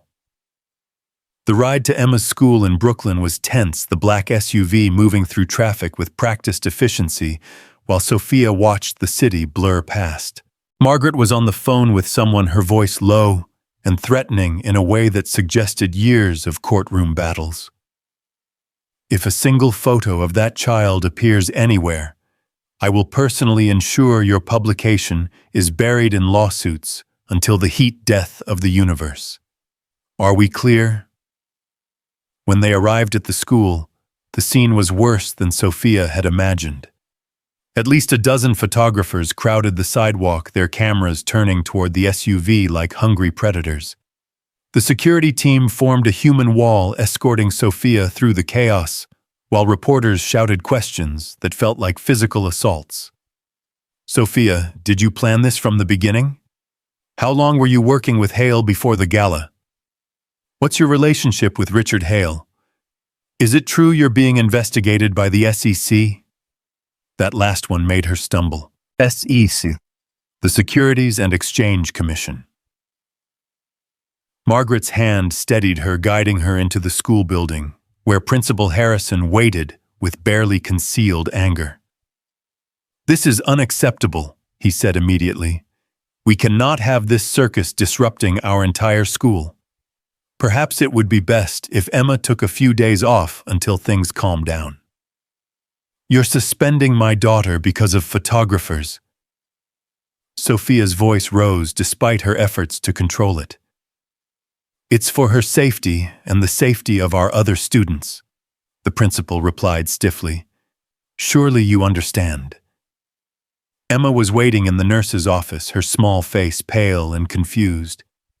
When she saw her mother, she ran into Sophia's arms, burying her face against her chest. The teachers made everyone go inside, she whispered. They said bad people were trying to take pictures. Did I do something wrong, Mommy? No, baby, never. Some people are just... Sophia struggled for words that wouldn't terrify her daughter more. Some people are interested in Mommy's new job, and they're not being very polite about it. Margaret knelt down to Emma's level. Hi, Emma. I'm Margaret. I work with your mom. You know what, I think you're being very brave. And brave girls deserve ice cream. What do you say we stop for some on the way home? The security team got them back to the SUV through what felt like a gauntlet of flashing cameras and shouting voices. Emma pressed her face against Sophia's shoulder, her small body trembling. In that moment, Sophia questioned everything. Was the job worth this, just standing up for the truth, worth putting her daughter through hell? Back at the apartment, Mrs. Rodriguez was waiting with worry etched across her weathered face. She'd seen the news, heard the rumors spreading through the building like wildfire. Some neighbors were proud of Sophia, others resentful of the attention she'd brought to their quiet street. They offered me money, the older woman said quietly, while Emma was in the bathroom. Reporters. They wanted to know about you, about Emma, about your visitors. I told them nothing but others. She shrugged expressively. Margaret had stayed making calls from Sophia's small kitchen table that looked absurd under her manicured hands. We need to move you, she said finally. Tonight. The firm keeps a corporate apartment for situations like this. Full security doorman, the works. I can't afford... The company covers it. Non-negotiable. Richard's orders. Margaret's phone buzzed, and her expression darkened as she read the message. The Times is running a story tomorrow. Someone leaked that your father was an early investor in Hale Industries. They're spinning it as a long-term conspiracy. Sophia sank onto her threadbare couch, the weight of it all crushing down on her. Maybe I should just quit. Let things go back to normal. There is no normal anymore, Margaret said, not unkindly. You changed the game when you spoke up. The only way out is through. Emma emerged from the bathroom clutching her stuffed rabbit. She climbed onto the couch beside her mother, curling into her side with the instinct of a child seeking comfort. Are we moving again, Mommy? She asked in a small voice. Sophia's heart broke a little more. In Emma's short life, they'd moved 3 times already, each move a step down in circumstances, until they'd landed here. And now, when things were finally supposed to get better, they were running again. Just for a little while, sweetheart. Somewhere safer. Will Mrs. Rodriguez come? If she wants to, Sophia said, looking at their neighbor, who nodded immediately. Where you go, I go, the older woman said firmly. Familia. The packing happened quickly, efficiently. The security team helped treating Sophia's few possessions with more care than movers who'd handled million-dollar art. Emma's drawings were carefully rolled. Her father's notebook was wrapped in tissue paper. The broken shoes that had started all of this were placed in a box, though Sophia couldn't say why she kept them. The corporate apartment was in a different world, 30 floors up, in a building with a name instead of a number. The doorman called her Ms. Carter, like the title meant something. The apartment itself was larger than anywhere Sophia had lived since childhood, with views of Central Park and furniture that didn't come from second-hand stores. Emma stood at the windows, mesmerized by the lights of the city spreading out below. It's like we're flying, Mommy. Mrs. Rodriguez was given the guest room, her protests overruled by both Sophia and Margaret. As they settled in for their first night in this strange new space, Sophia's phone rang with a number she recognized. Richard. I heard about today, he said without preamble. I'm sorry. I should have anticipated they'd go after Emma. It's not your fault. It happened because of my company, my deal. That makes it my responsibility. There was a pause. I've hired a private investigation firm. Not to investigate you, he added quickly. To investigate everyone involved in the Yamamoto deal. If they want to play dirty, we need to know what dirt they're hiding. This is insane, Sophia said, stepping onto the balcony where the city noise might mask her words from Emma. 3 days ago, my biggest worry was making rent. Now I'm in the middle of some corporate war I don't understand. You understand it better than most, Richard countered. You saw through their scheme when no one else did. That's why they're afraid of you. They should be afraid of you. You're the billionaire with unlimited resources. But you're the one who can spot their lies. That's far more dangerous to them than money. After the call, Sophia stood on the balcony watching the city pulse below. Somewhere out there, lawyers were crafting arguments to destroy her. Reporters were digging through her past. The Yamamoto board was planning their next attack. But up here in this tower of glass and steel, she felt oddly disconnected from it all. Margaret had left a stack of documents to review prep for the legal battles ahead. Sophia made herself coffee in a kitchen that had probably never seen instant noodles and settled down to read. The allegations against her were absurd, but crafted with enough legal sophistication to be dangerous. They painted her as a calculating opportunist who'd used her position to access confidential information, then leveraged it for personal gain. The security footage from the gala would be crucial. Margaret had already subpoenaed it, but Yamamoto's lawyers were fighting the release. Why, if they were so confident in their claims? Around midnight, her phone buzzed with an unknown number. Against her better judgment, she answered. Ms. Carter. The voice was female, nervous. My name is Jennifer Walsh. I was Mr. Yamamoto's executive assistant until this morning. I need to talk to you. If this is some kind of trap, it's not. I swear. I have information about what really happened, about what's going to happen. But I can't do this over the phone. Can we meet? Every instinct screamed that this was dangerous.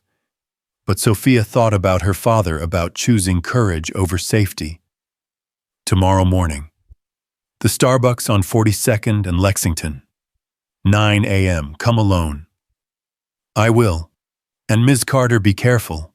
They're planning something bigger than you know. The line went dead. Sophia sat in the darkness of the unfamiliar apartment, wondering what she'd just agreed to. In the guest room, she could hear Mrs. Rodriguez's gentle snoring. In Emma's room, Emma had her own room. Here, her daughter slept peacefully, unaware of the storms gathering around them. The next morning came too quickly. Sophia left Emma with Mrs. Rodriguez and a security detail taking only one bodyguard with her to the meeting. She didn't want to scare off Jennifer Walsh, but she wasn't foolish enough to go completely alone. The Starbucks was crowded, which felt safer somehow. Jennifer Walsh was easy to spot, a nervous woman in her 30s, sitting in a corner with her back to the wall while clutching a coffee cup like a lifeline. When she saw Sophia, her face cycled through relief and terror. "Thank you for coming," she said as Sophia sat down. "I didn't know who else to talk to. The FBI said they couldn't protect me unless I had concrete evidence, and I don't, not really. Just things I've heard, seen." "What kind of things?" Jennifer glanced around nervously. The Yamamoto deal wasn't just about the $12 billion. That was just the beginning. There are 17 other companies lined up with similar contracts. They were going to cascade the liabilities, creating a chain of corporate collapses that they could bet against in the markets. It would have made them hundreds of billions while destroying the American tech sector. Sophia felt the blood drain from her face. That's economic terrorism. That's exactly what it is. And when you exposed the first contract, you didn't just save Hale Industries. You prevented the first domino from falling. Jennifer pulled out a flash drive, sliding it across the table. "This has everything I could copy before they locked me out. Emails, memos, recorded conversations. I know it was illegal to take it, but sometimes the law and justice aren't the same thing." Sophia finished thinking of her father. "They know I took it," Jennifer continued. "They'll be coming after me next. I've already gotten threats. My car tires were slashed yesterday. I'm scared." Sophia made a decision that would have seemed impossible days ago. "Come with me. Hale Industries has resources protection. We'll keep you safe." "Why would you help me? I worked for them. I was part of it even if I didn't know the full scope." "Because you're speaking up now. That takes courage." Sophia pocketed the flash drive. "And because stopping them is more important than blame." They left together, the bodyguard flanking them as they made their way to Hale Industries. Sophia called Margaret from the car, explaining the situation. By the time they arrived, a full legal team was waiting, along with FBI agents Margaret had somehow produced within minutes. Jennifer's debriefing took hours. The information on the flash drive was explosive correspondence that revealed the full scope of the conspiracy, involving not just Yamamoto, but a consortium of international companies, working together to manipulate markets on a global scale. It was the kind of scheme that movies were made about, except it was real and happening now. Richard arrived halfway through, his face grim as he absorbed the implications. "This is bigger than corporate fraud," he said quietly to Sophia during a break. "This is an attack on the entire economy. And you stopped it with 5 words. I didn't know I was stopping anything. I just saw a bad contract." "You saw the truth. That's your superpower, remember? The FBI took over, declaring the investigation a matter of national security. Jennifer was placed in protective custody. The flash drive's contents were analyzed by teams of experts who confirmed what Sophia had suspected. The contracts were financial weapons designed to destroy from within. That evening, Sophia returned to the corporate apartment to find Emma teaching Mrs. Rodriguez how to use the smart TV. The normalcy of it, the simple domestic scene, felt surreal after the day's revelations. "Mommy!" Emma ran to her, full of excitement. "The TV has every cartoon ever made, and Mrs. Rodriguez is making arroz con leche to celebrate." "Celebrate what, baby?" Our new house, Mrs. Rodriguez says, whenever you move somewhere new, you have to make something sweet to make it feel like home. That night, after Emma was asleep, Sophia sat with Mrs. Rodriguez on the balcony, the older woman wrapped in a blanket against the cool air. "You've started something," Mrs. Rodriguez said quietly. "Something big." "I know. I'm terrified." "Good. Fear keeps you sharp. But mija, you can't let it stop you. Your father would be so proud." "Would he? How I put Emma in danger. I disrupted our entire life." "You showed her that one person can stand up to giants. That truth matters more than comfort. These are lessons worth any risk." The next morning brought new challenges. The story had broken worldwide, the waitress who'd uncovered an international conspiracy. Sophia's face was on every news channel, her story being dissected by pundits who'd never served a meal or struggled to make rent. Some called her a hero. Others suggested she'd been part of the plan all along, playing both sides. But in the corporate apartment, life continued with strange normality. Emma attended her new school, a private one with security that had experience with high-profile families. Mrs. Rodriguez cooked meals that filled the apartment with familiar smells. And Sophia went to work diving into contracts and deals, hunting for the lies hidden in legal language. Her first official day in the office was nothing like she'd imagined. Instead of a quiet introduction to her new role, she walked into a war room. Dozens of lawyers and analysts were working through the implications of Jennifer's information, trying to identify which companies might be targeted, which contracts might be poisoned. "We need you to review these," Margaret said, gesturing to a stack of documents that reached the ceiling. "If there are more traps, you're the most likely to spot them." Sophia rolled up her sleeves and got to work. She found 3 more poison pills in the first hour, subtle variations on the Yamamoto theme. Each discovery sent another team of lawyers scrambling, another CEO calling in panic, another potential disaster averted. Richard watched from the doorway at one point, and when she looked up, he smiled. "This is what changing the world looks like. One contract at a time."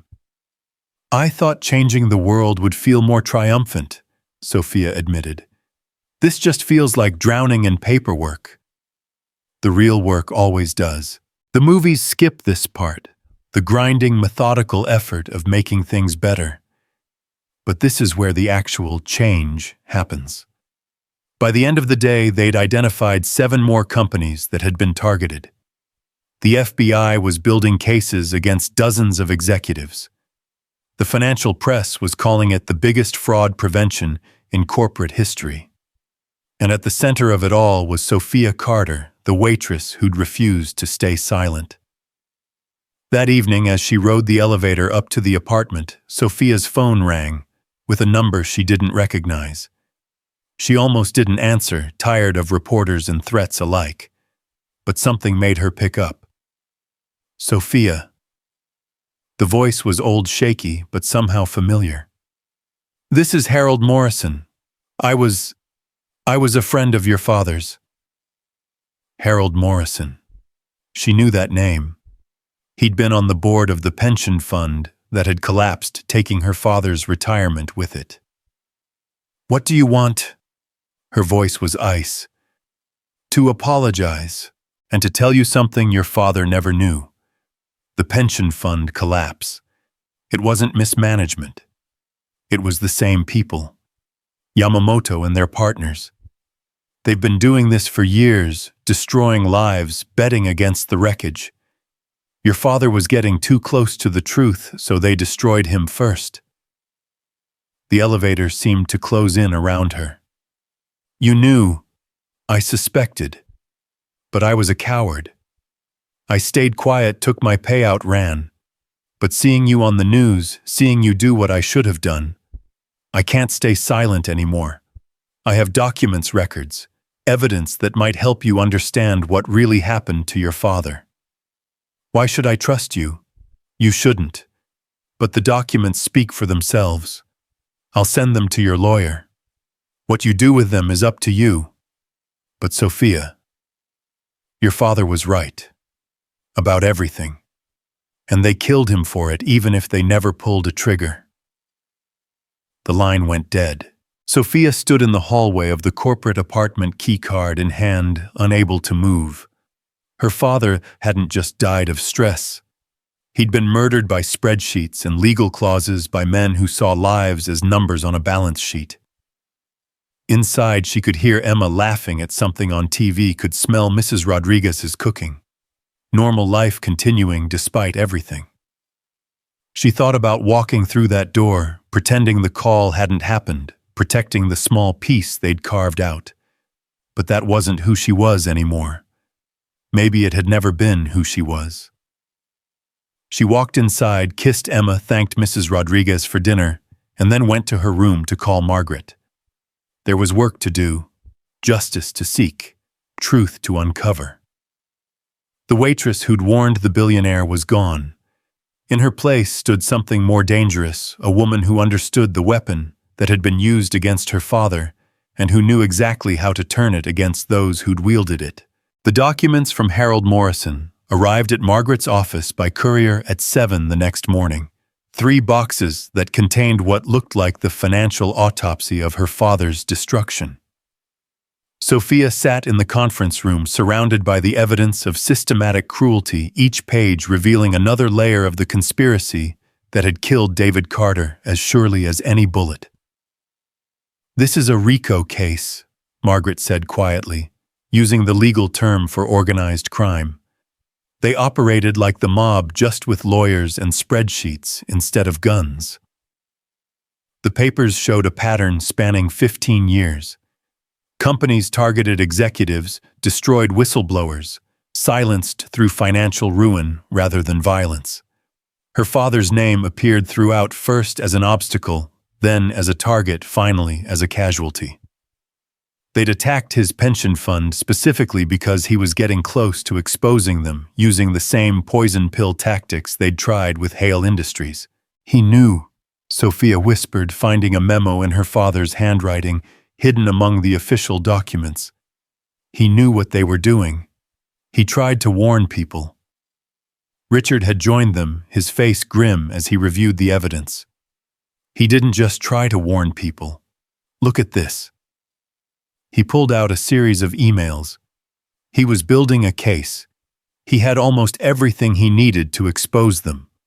They destroyed him 3 weeks before he was scheduled to meet with the Attorney General. The conference room door opened, and James entered with an expression of barely controlled panic. "We have a problem.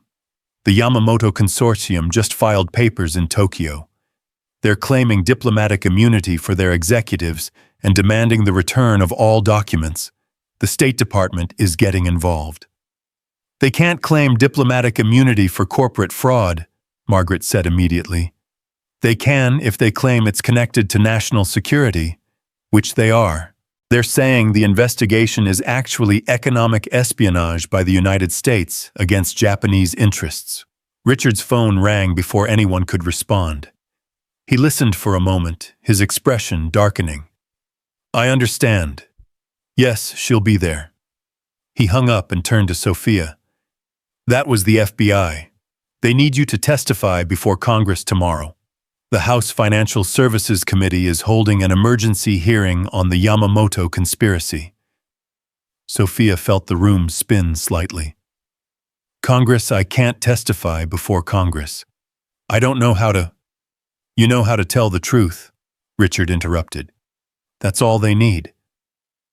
But that evening, as Sophia tried to prepare for the testimony with Margaret's team, the real counterattack began. Her phone buzzed with a message from Emma's new school. There had been an incident. She needed to come immediately. The ride to the school was a blur of worst-case scenarios racing through Sophia's mind. When she arrived, she found Emma sitting in the principal's office, her face streaked with tears, her new uniform torn at the shoulder. "What happened?" Sophia demanded, gathering her daughter into her arms. The principal, a different breed entirely from the public school administrator who'd suspended Emma, looked genuinely distressed. There was an altercation with another student. The child said some things about you, about the news stories. Emma defended you, and things got physical. She said you were a liar, Emma said into Sophia's shoulder, her voice muffled but fierce. She said her daddy told her you were just a waitress trying to get famous. I told her she was wrong, and she pushed me, so I pushed her back. The other child has been suspended, the principal added quickly. We have a zero-tolerance policy for bullying. But Ms. Carter, I think you should know the other child's father is Senator Morrison's largest campaign contributor. This is going to become political. As if to underscore the point, Sophia's phone rang. An unknown number with a DC area code. Ms. Carter, this is Senator Morrison's office. The senator would like to meet with you this evening, privately. It's about your testimony tomorrow. Every instinct screamed danger, but Sophia heard herself agreeing. If they were trying to intimidate her, she needed to know how far they'd go. The meeting was set for a private dining room at the Hay Adams Hotel. Sophia arrived with Margaret and a discreet security detail, though the senator had requested she come alone. Senator Morrison was exactly what she'd expected, silver-haired, distinguished with the kind of smooth manner that suggested decades of making deals in back rooms. Ms. Carter, he said, rising as she entered. Thank you for coming. Please sit. Can I offer you anything? Just an explanation for why my 5-year-old daughter was attacked at school today by the child of one of your supporters. His mask slipped for just a moment, revealing something cold underneath. Children can be cruel. I'm sure it had nothing to do with your upcoming testimony. I'm sure, Sophia said dryly. Just like I'm sure this meeting has nothing to do with trying to prevent that testimony. Morrison leaned back in his chair, studying her. You know, your father came to me once, years ago, with wild theories about financial conspiracies. I thought he was paranoid. Maybe I was wrong. Or maybe paranoia runs in families. Is that a threat, Senator? It's an observation. You're a single mother with a young daughter. You've already seen how ugly this can get. Is it really worth it? Testifying tomorrow won't change what happened to your father. It won't undo the past. All it will do is make you more enemies. I already have enemies. At least now I know who they are. Morrison's smile was razor sharp. Do you really think you understand the forces you're dealing with? These aren't just businessmen, Ms. Carter. These are people who topple governments when it suits their purposes. And you're just a waitress, Sophia finished. Yes, I've heard that before. Usually right before I prove someone wrong. She stood to leave, but Morrison's next words stopped her. Your father's death was ruled a heart attack. Natural causes. But medical records can be so ambiguous, can't they? Especially when certain substances can mimic heart failure. Untraceable substances. The implication hung in the air like poison.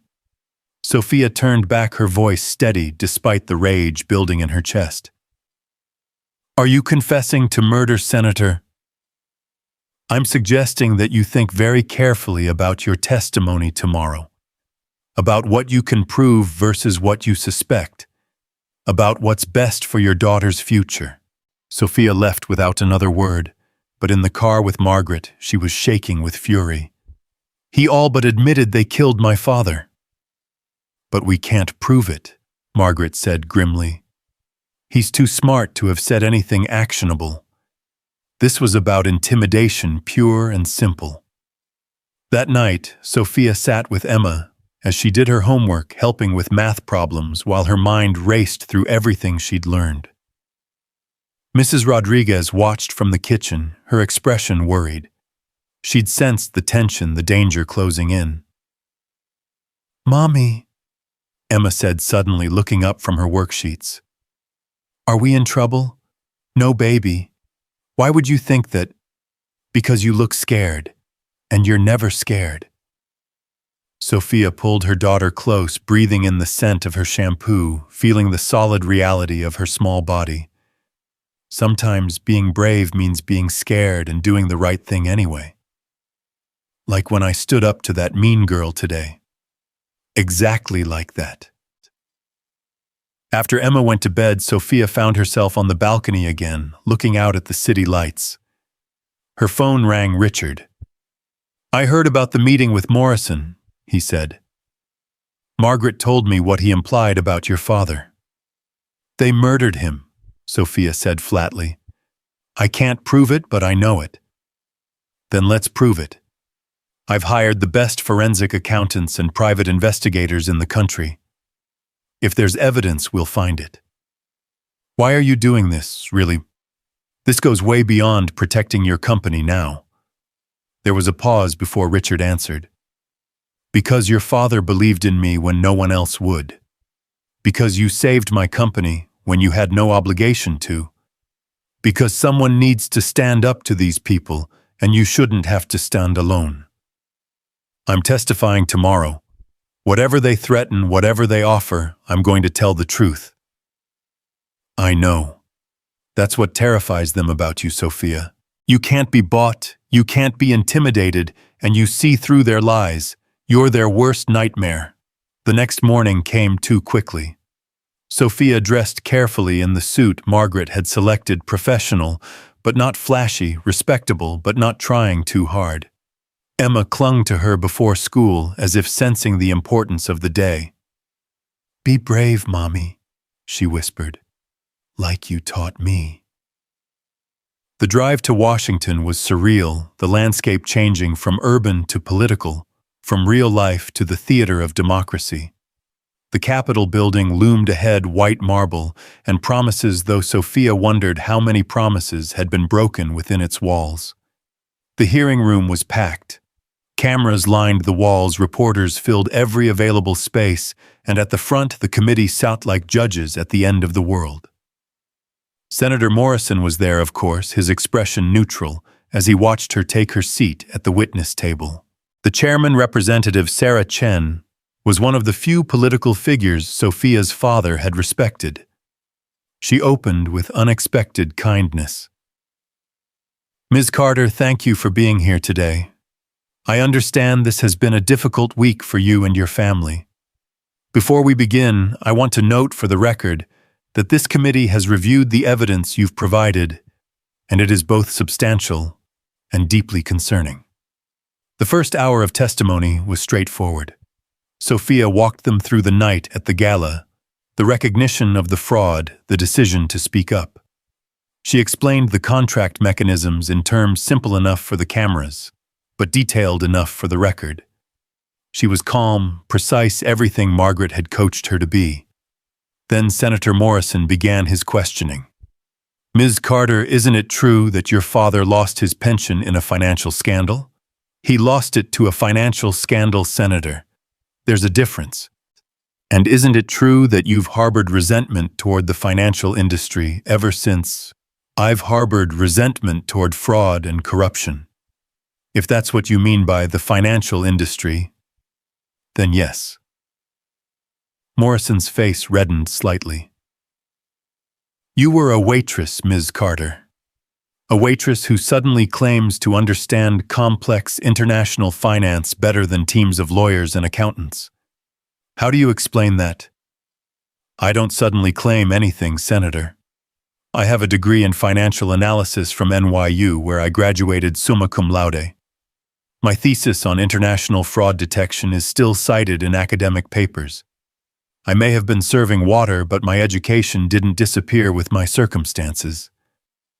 Yet you chose to work as a waitress. I chose to feed my daughter. Sometimes that means taking whatever work is available. Or haven't you ever had to make that kind of choice, Senator? There was a ripple of laughter from the gallery, quickly suppressed. Morrison's expression darkened. Are you aware, Ms. Carter, that your actions have caused an international incident, that our relations with Japan have been severely damaged? Are you aware, Senator, that the fraud I exposed would have destroyed thousands of American jobs and decimated millions of retirement accounts? Which concern should take priority diplomatic niceties or protecting American citizens from financial terrorism? Representative Chen intervened. Ms. Carter, can you explain for the committee exactly what would have happened if this fraud had succeeded? Sophia turned to her gratefully. Based on the documents we've recovered, the Yamamoto Consortium planned to acquire 17 major American tech companies, using contracts containing hidden liability transfers. Once signed, they would have triggered the liabilities simultaneously, causing a cascade of bankruptcies. They had already placed massive short positions against these companies, meaning they would profit from their destruction. Conservative estimates suggest 30,000 jobs lost immediately, with ripple effects throughout the economy. The total damage would have been in the hundreds of billions. And you saw all of this in a contract you glimpsed while serving water. Morrison's skepticism was theatrical. I saw the mechanism for it, yes.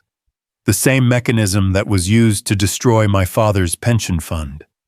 The same mechanism that's been used dozens of times over the past 15 years, while people like you, Senator, looked the other way. The room went very quiet. Morrison's face had gone pale. That's a serious accusation, Ms. Carter. It's not an accusation, it's an observation. The Senate Banking Committee, which you sit on, received reports about these tactics 3 years ago. No action was taken. Either you didn't understand the reports, which suggests incompetence, or you understood them and did nothing, which suggests something worse. How dare you? How dare I, what Senator, tell the truth? Isn't that what we're here for? Representative Chen took control again. Ms. Carter, do you have evidence to support these claims about previous reports to the Senate? Sophia pulled out a folder she'd kept in reserve. These are copies of reports filed by my father, David Carter, with various regulatory bodies, including the Senate Banking Committee. They detail the exact fraud mechanisms used in the Yamamoto contracts. They're dated 3 years before his death. The hearing room erupted.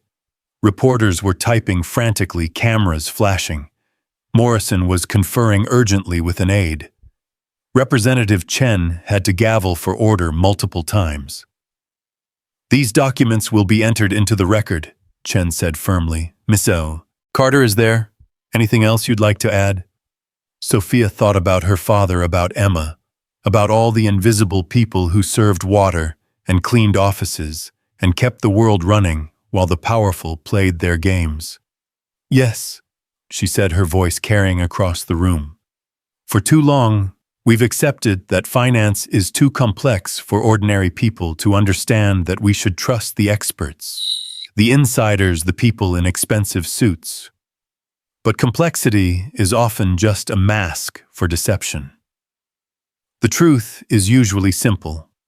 In this case, the truth is that a group of wealthy individuals tried to destroy American companies for profit, and they nearly succeeded because everyone assumed they were too important to be criminals.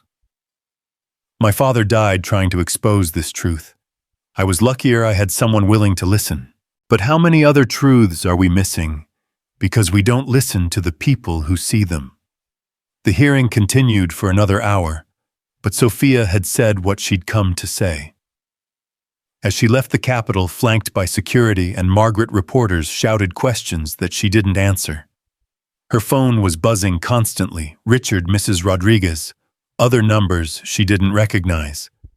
But it was the text from Emma's school that made her smile. Emma watched your testimony in our current events class.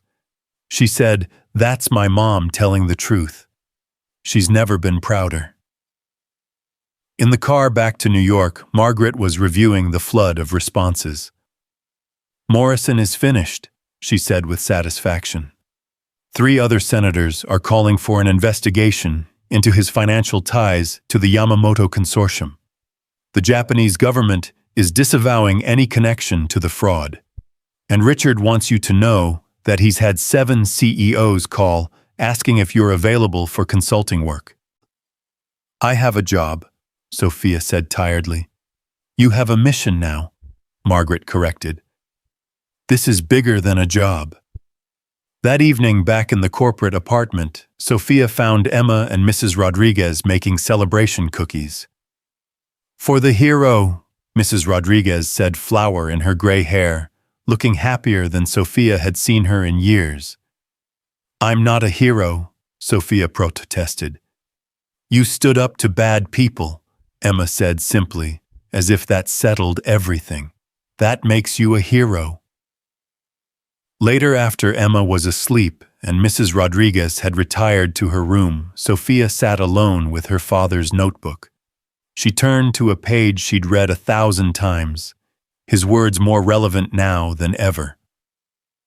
The market is not just about money, it's about power, trust, and ultimately truth. When we allow lies to flourish because they're profitable, we corrupt not just the economy, but the soul of society. One voice speaking truth can shatter 1,000 lies, but only if someone is brave enough to speak, and others are brave enough to listen.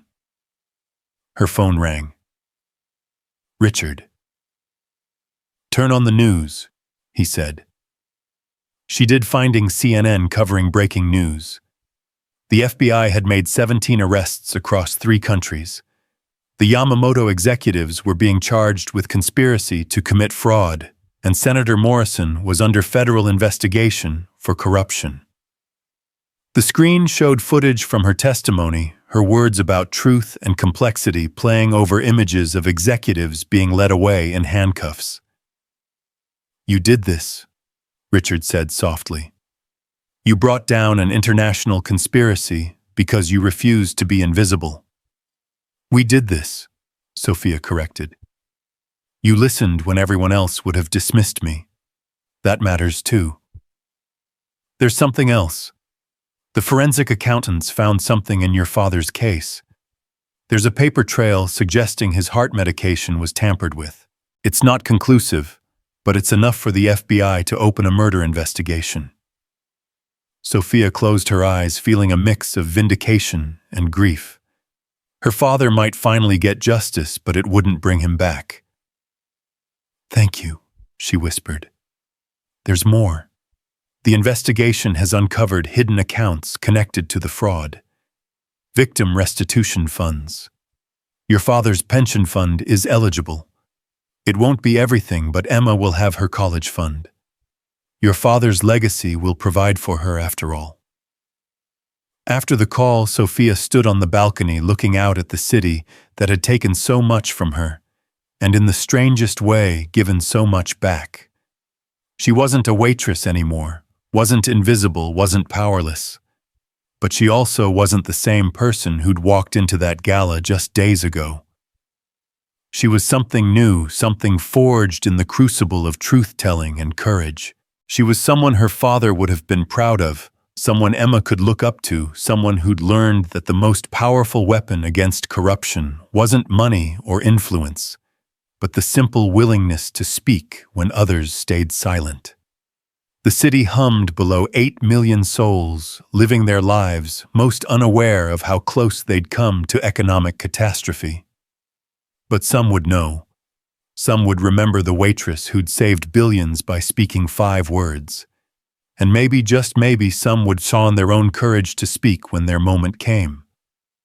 Tomorrow would bring new challenges. The Yamamoto consortium wouldn't give up easily. Senator Morrison had powerful friends. The forces that had killed her father were wounded, but not destroyed. But tonight, Sophia Carter stood on a balcony high above Manhattan, no longer serving the powerful, but standing among them as an equal, a guardian of truth in a world that desperately needed one. She thought about the broken shoes still packed in a box in her closet. She'd keep them, she decided, not as a reminder of where she'd been, but as a reminder that wisdom and courage could come from anywhere, even from someone in worn footwear and a service uniform. especially from there. Because the truth didn't care about your shoes, or your circumstances, or your title. It only cared that someone was brave enough to speak it. And Sophia Carter had found her voice. 6 months had passed since the congressional hearing, and Sophia's life had found a rhythm that felt almost normal, if normal could include bulletproof windows in their apartment, and a security detail that had become like extended family. She stood in the Hale Industries boardroom reviewing contracts for a merger that would have seemed routine if not for the hidden clause in subsection 47 that made her blood run cold. "Stop the signing," she said quietly, and the room full of executives turned to her with the immediate attention her voice now commanded. "This isn't a merger. It's a hostile takeover disguised as a partnership." The CEO of the acquiring company, Marcus Thornfield, smiled coldly.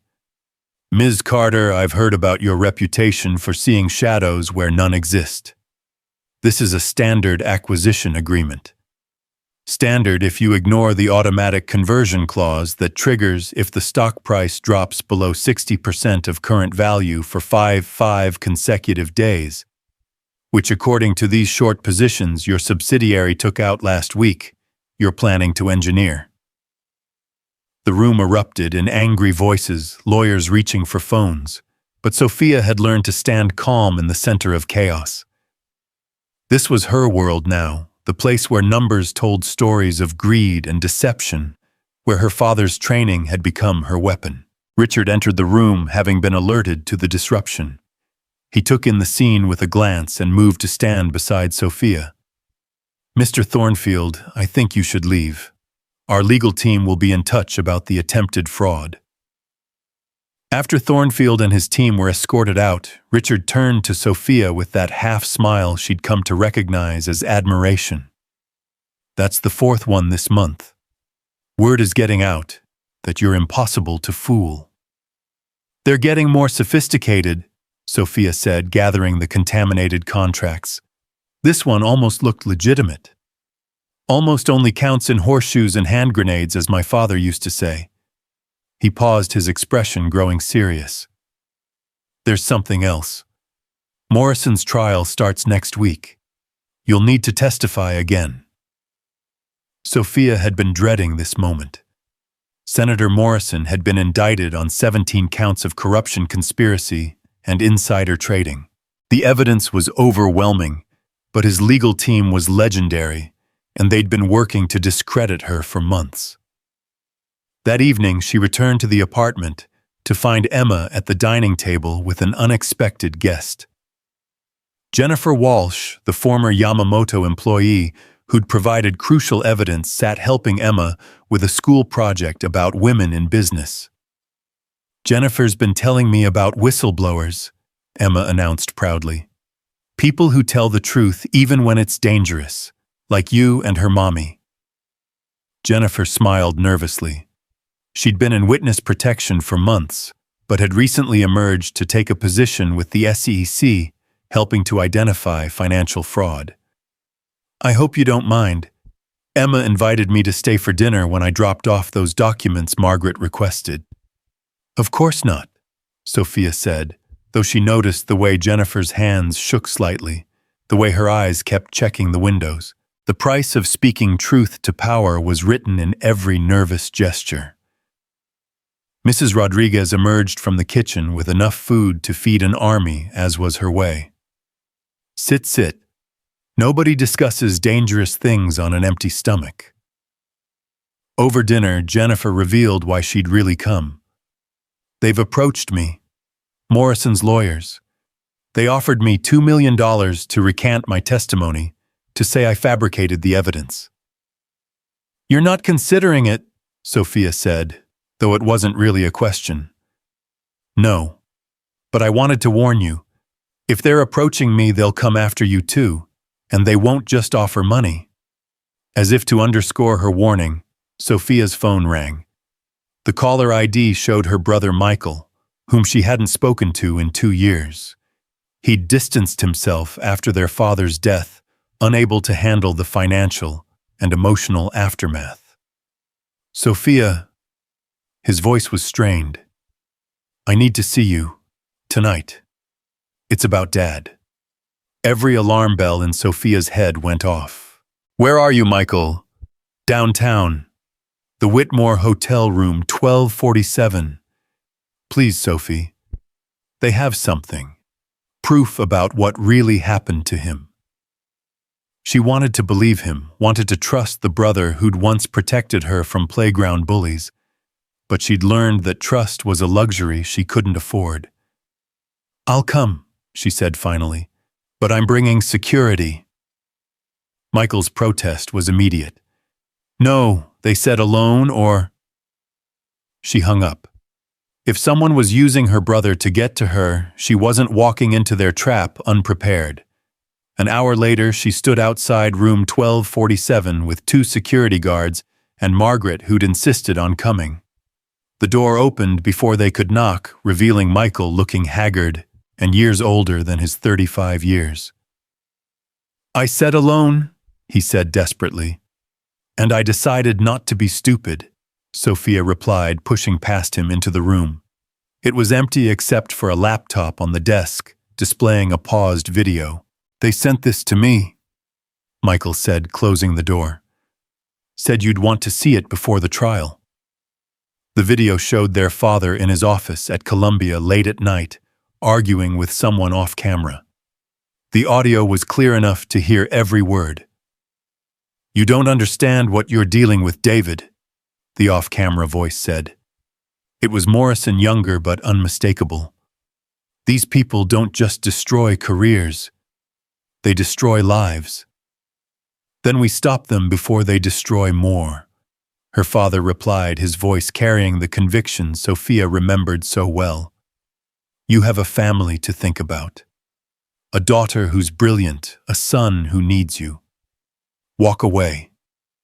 I can't. You know I can't.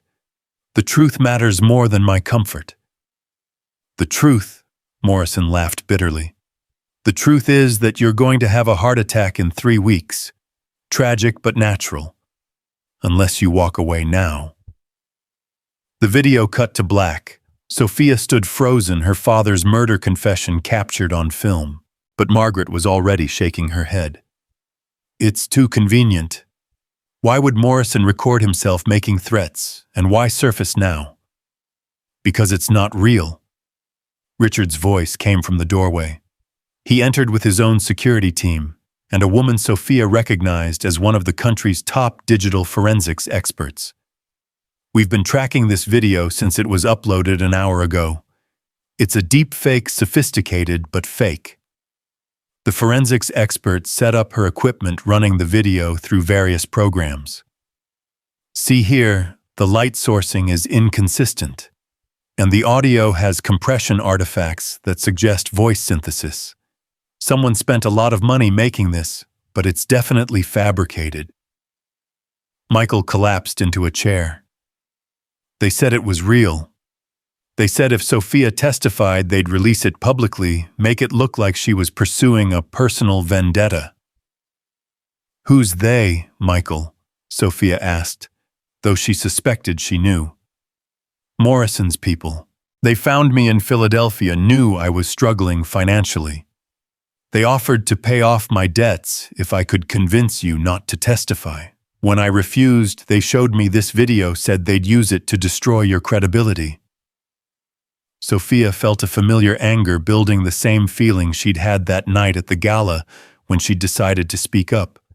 They were trying to use her family against her, trying to weaponize her love for her father and brother.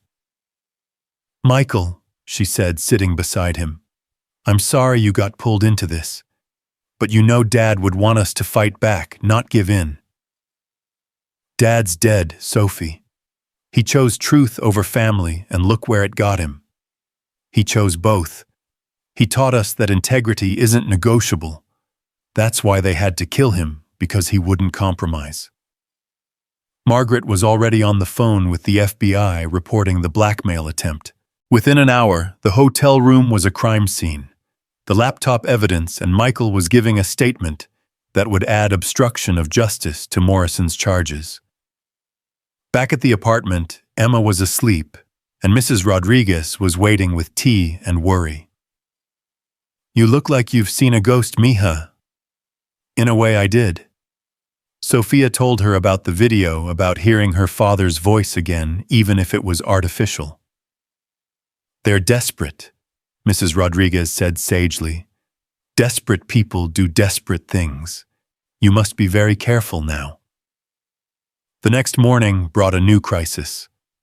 The Times had received an anonymous tip about Sophia's mental health history, the anxiety medication she'd been prescribed after her father's death, the therapy sessions she'd attended while trying to hold her life together.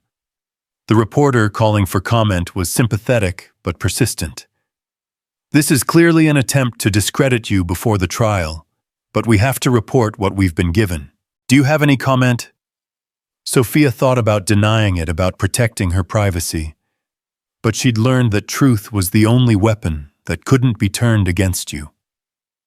"Yes, I sought help after my father's death. I was a single mother who'd lost her father, her financial security, and her career in rapid succession. Seeking mental health support was the sanest thing I could have done. If Morrison's team thinks that makes me unreliable, they're welcome to explain why taking care of one's mental health is a weakness." The story ran with the headline, "Sophia Carter, Mental Health Care is Strength, Not Weakness." The public response was overwhelmingly supportive, with thousands sharing their own stories of seeking help during crisis. Morrison's trial began on a Tuesday that felt like the edge of a precipice. The courthouse was surrounded by media protesters, both supporting and denouncing Sophia, and enough security to protect a head of state. Emma had wanted to come to support her mother, but Sophia had refused. This wasn't a place for children. The prosecutor, Janet Walsh, no relation to Jennifer, was a former military officer who approached legal battles like military campaigns. She'd prepped Sophia extensively, but nothing could fully prepare her for the moment. She walked into the courtroom and saw Morrison sitting at the defense table, his eyes boring into her with naked hatred. The first day was procedural jury selection and opening statements. Morrison's lawyer, the infamous Thomas Blackwood, painted his client as a victim of an overzealous waitress with delusions of grandeur and a personal grudge. The prosecutor countered with facts, figures, and the promise of evidence that would shock the conscience. Sophia wasn't called to testify until the third day. As she took the stand, she saw familiar faces in the gallery: Richard, Margaret, Jennifer, even Michael, who'd flown in from Philadelphia. But it was the small woman in the back row who caught her attention. Lily Hale, Richard's daughter, had come to watch the woman who'd saved her father's company. The prosecutor's questions were straightforward, walking through the events they'd rehearsed. Sophia kept her answers clear and factual, resisting the urge to elaborate or editorialize. But then it was Blackwood's turn, and she knew the real battle was beginning. "Ms. Carter," he began with a patronizing smile, "you've built quite a reputation as a corporate vigilante, haven't you?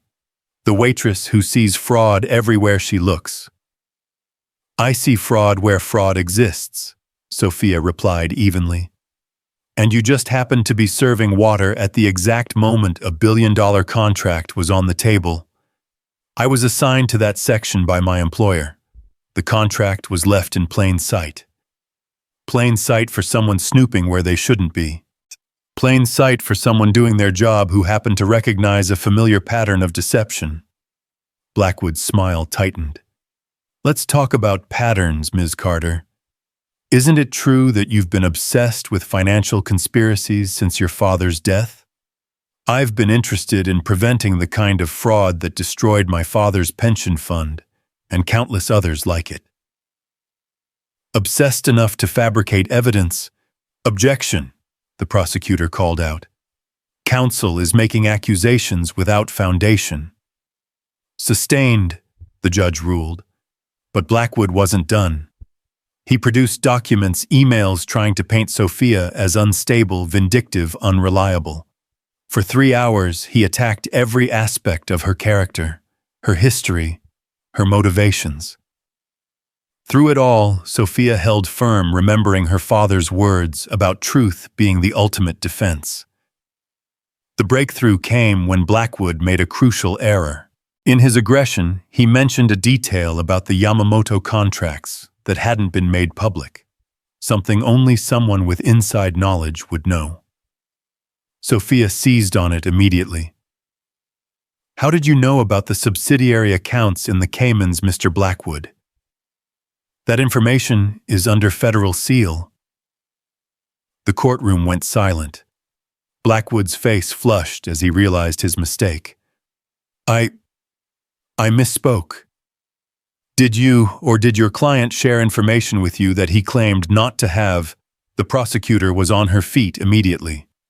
"Your Honor, we request an immediate investigation into how defense counsel came to possess sealed information."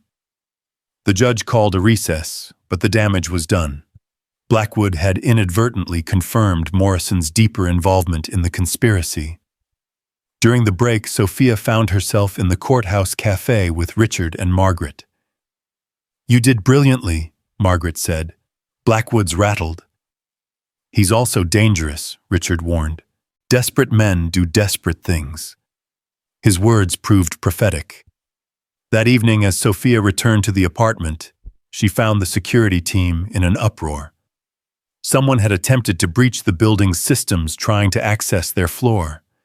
The attempt had failed, but the message was clear: they weren't safe. "We're moving you," the head of security said. "Tonight, no arguments." But Emma was in the middle of a school project. Mrs. Rodriguez had a doctor's appointment the next morning, and Sophia was tired of running. "No," she said firmly. "We're not leaving. Increase security if you must, but we're not letting them drive us from our home." That night, unable to sleep, she sat with her father's notebook, reading passages she'd memorized long ago. One stood out. "Courage isn't the absence of fear, it's the decision that something else is more important than fear. For me, that something is truth. For you, Sophie, it might be something else. Find what matters more than fear, and you'll find your courage." For her, what mattered more was Emma's future, a world where truth could triumph over corruption, where young women could speak up without being destroyed for it. That was worth any risk. The next morning brought unexpected allies. 3 former employees of Morrison's Senate office came forward offering to testify about irregular meetings, suspicious financial transfers, and threats against anyone who asked questions. The tide was turning. In court, Morrison took the stand in his own defense, a risky move that spoke to his arrogance. He portrayed himself as a public servant caught in a web of lies spun by a bitter woman with a grudge. But under cross-examination, his story began to crumble. The prosecutor had done her homework, presenting document after document that contradicted Morrison's claims. Phone records, bank transfers, encrypted messages slowly decoded each piece of evidence, another bar in the cage being built around him. Then came the moment that changed everything. The prosecutor produced a recording from Morrison's own office captured by the security system he'd forgotten was there. In it, Morrison was heard coordinating with Yamamoto executives, discussing how to eliminate obstacles, with David Carter's name mentioned specifically. "That's taken out of context," Morrison protested from the stand. "Then provide the context," the prosecutor challenged. "Explain what you meant by eliminate when referring to Professor Carter." Morrison's mouth opened and closed, but no words came. His lawyer objected, the judge overruled, and in that silence everyone heard the truth. The jury deliberated for less than 3 hours. Guilty on all counts. As the verdict was read, Sophia felt no triumph, only a weary sense of justice finally served. Morrison was led away in handcuffs, his political career over his freedom forfeit. But the cost had been so high. Her father's life, years of struggle, the innocence of believing the system worked for everyone. Outside the courthouse, the media frenzy was overwhelming. But Sophia had learned to navigate these waters. She gave a brief statement about justice and accountability, thanked the prosecutors and FBI, and then asked for privacy to process the moment. In the car driving home, her phone rang. It was Harold Morrison, the pension fund manager who'd first reached out with documents about her father. "I watched the trial," he said. "I should have testified. I was a coward. You provided evidence. That mattered. Your father would be proud of you, Sophia. You did what he couldn't. You lived to see justice done." That evening, there was a quiet celebration at the apartment. Emma had made a banner that said, "My mom is a hero," in glitter and markers. Mom. Rodriguez had cooked enough food for 20 people, then invited the security team to join them. Even Jennifer Walsh came by looking healthier and more confident than she had in months. "We did it," Jennifer said, raising a glass of Mrs. Rodriguez's homemade sangria. "We actually did it." "We survived it," Sophia corrected. "That's not quite the same thing." Richard arrived later after Emma was in bed. He brought news that felt like another lifetime beginning. "The board wants to create a new division, ethical compliance and risk assessment. They want you to run it with full autonomy to investigate any deal, any partnership, any suspicious activity. You'd have a team, resources, real power to prevent fraud before it happens." "That sounds like a big responsibility." "It is, but I can't think of anyone better suited for it. Your father wanted to change the system from outside. You have the chance to change it from within." Sophia stood on the balcony, their usual spot for important conversations, looking out at the city that had taken so much and given back something different but valuable. "He would have wanted this," she said finally. "The chance to make structural change, not just catch individual criminals."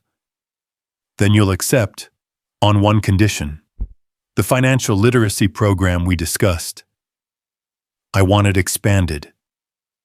Not just community centers, but schools, libraries, anywhere people need to learn how to protect themselves from predators like Morrison and Yamamoto." "Done. Anything else?" Sophia thought about the journey from that night at the gala to this moment. "I want Jennifer Walsh on my team. And I want scholarship programs for hospitality workers to get financial education. The invisible people who see everything. They could be the best defense against corporate fraud if we just give them the tools." Richard smiled, that genuine expression she'd come to value. "You're going to change everything, aren't you? Someone has to. My father tried alone and died for it. But I'm not alone. I have you, Margaret, Jennifer, Mrs. Rodriguez, Emma. Even the security team has become family. That's the difference. I'm not a lone voice anymore. I'm part of a chorus." Later, after Richard left and the apartment was quiet, Sophia did something she hadn't done in years. She opened a new notebook, pristine pages waiting to be filled, and began to write. Not financial analysis or fraud detection strategies, but a letter to Emma for when she was older. "My dear daughter," she wrote. "Let me tell you about your grandfather, about courage, about the night everything changed when your mother decided to speak 5 words that shattered an empire of lies." She wrote about David Carter's integrity, about the price of truth and the cost of silence. She wrote about Mrs. Rodriguez's quiet strength, Richard's unlikely friendship, Jennifer's brave decision to come forward. She wrote about the broken shoes she still kept in a box, a reminder that wisdom could come from anywhere. But mostly, she wrote about voice, finding it, using it, refusing to let anyone silence it.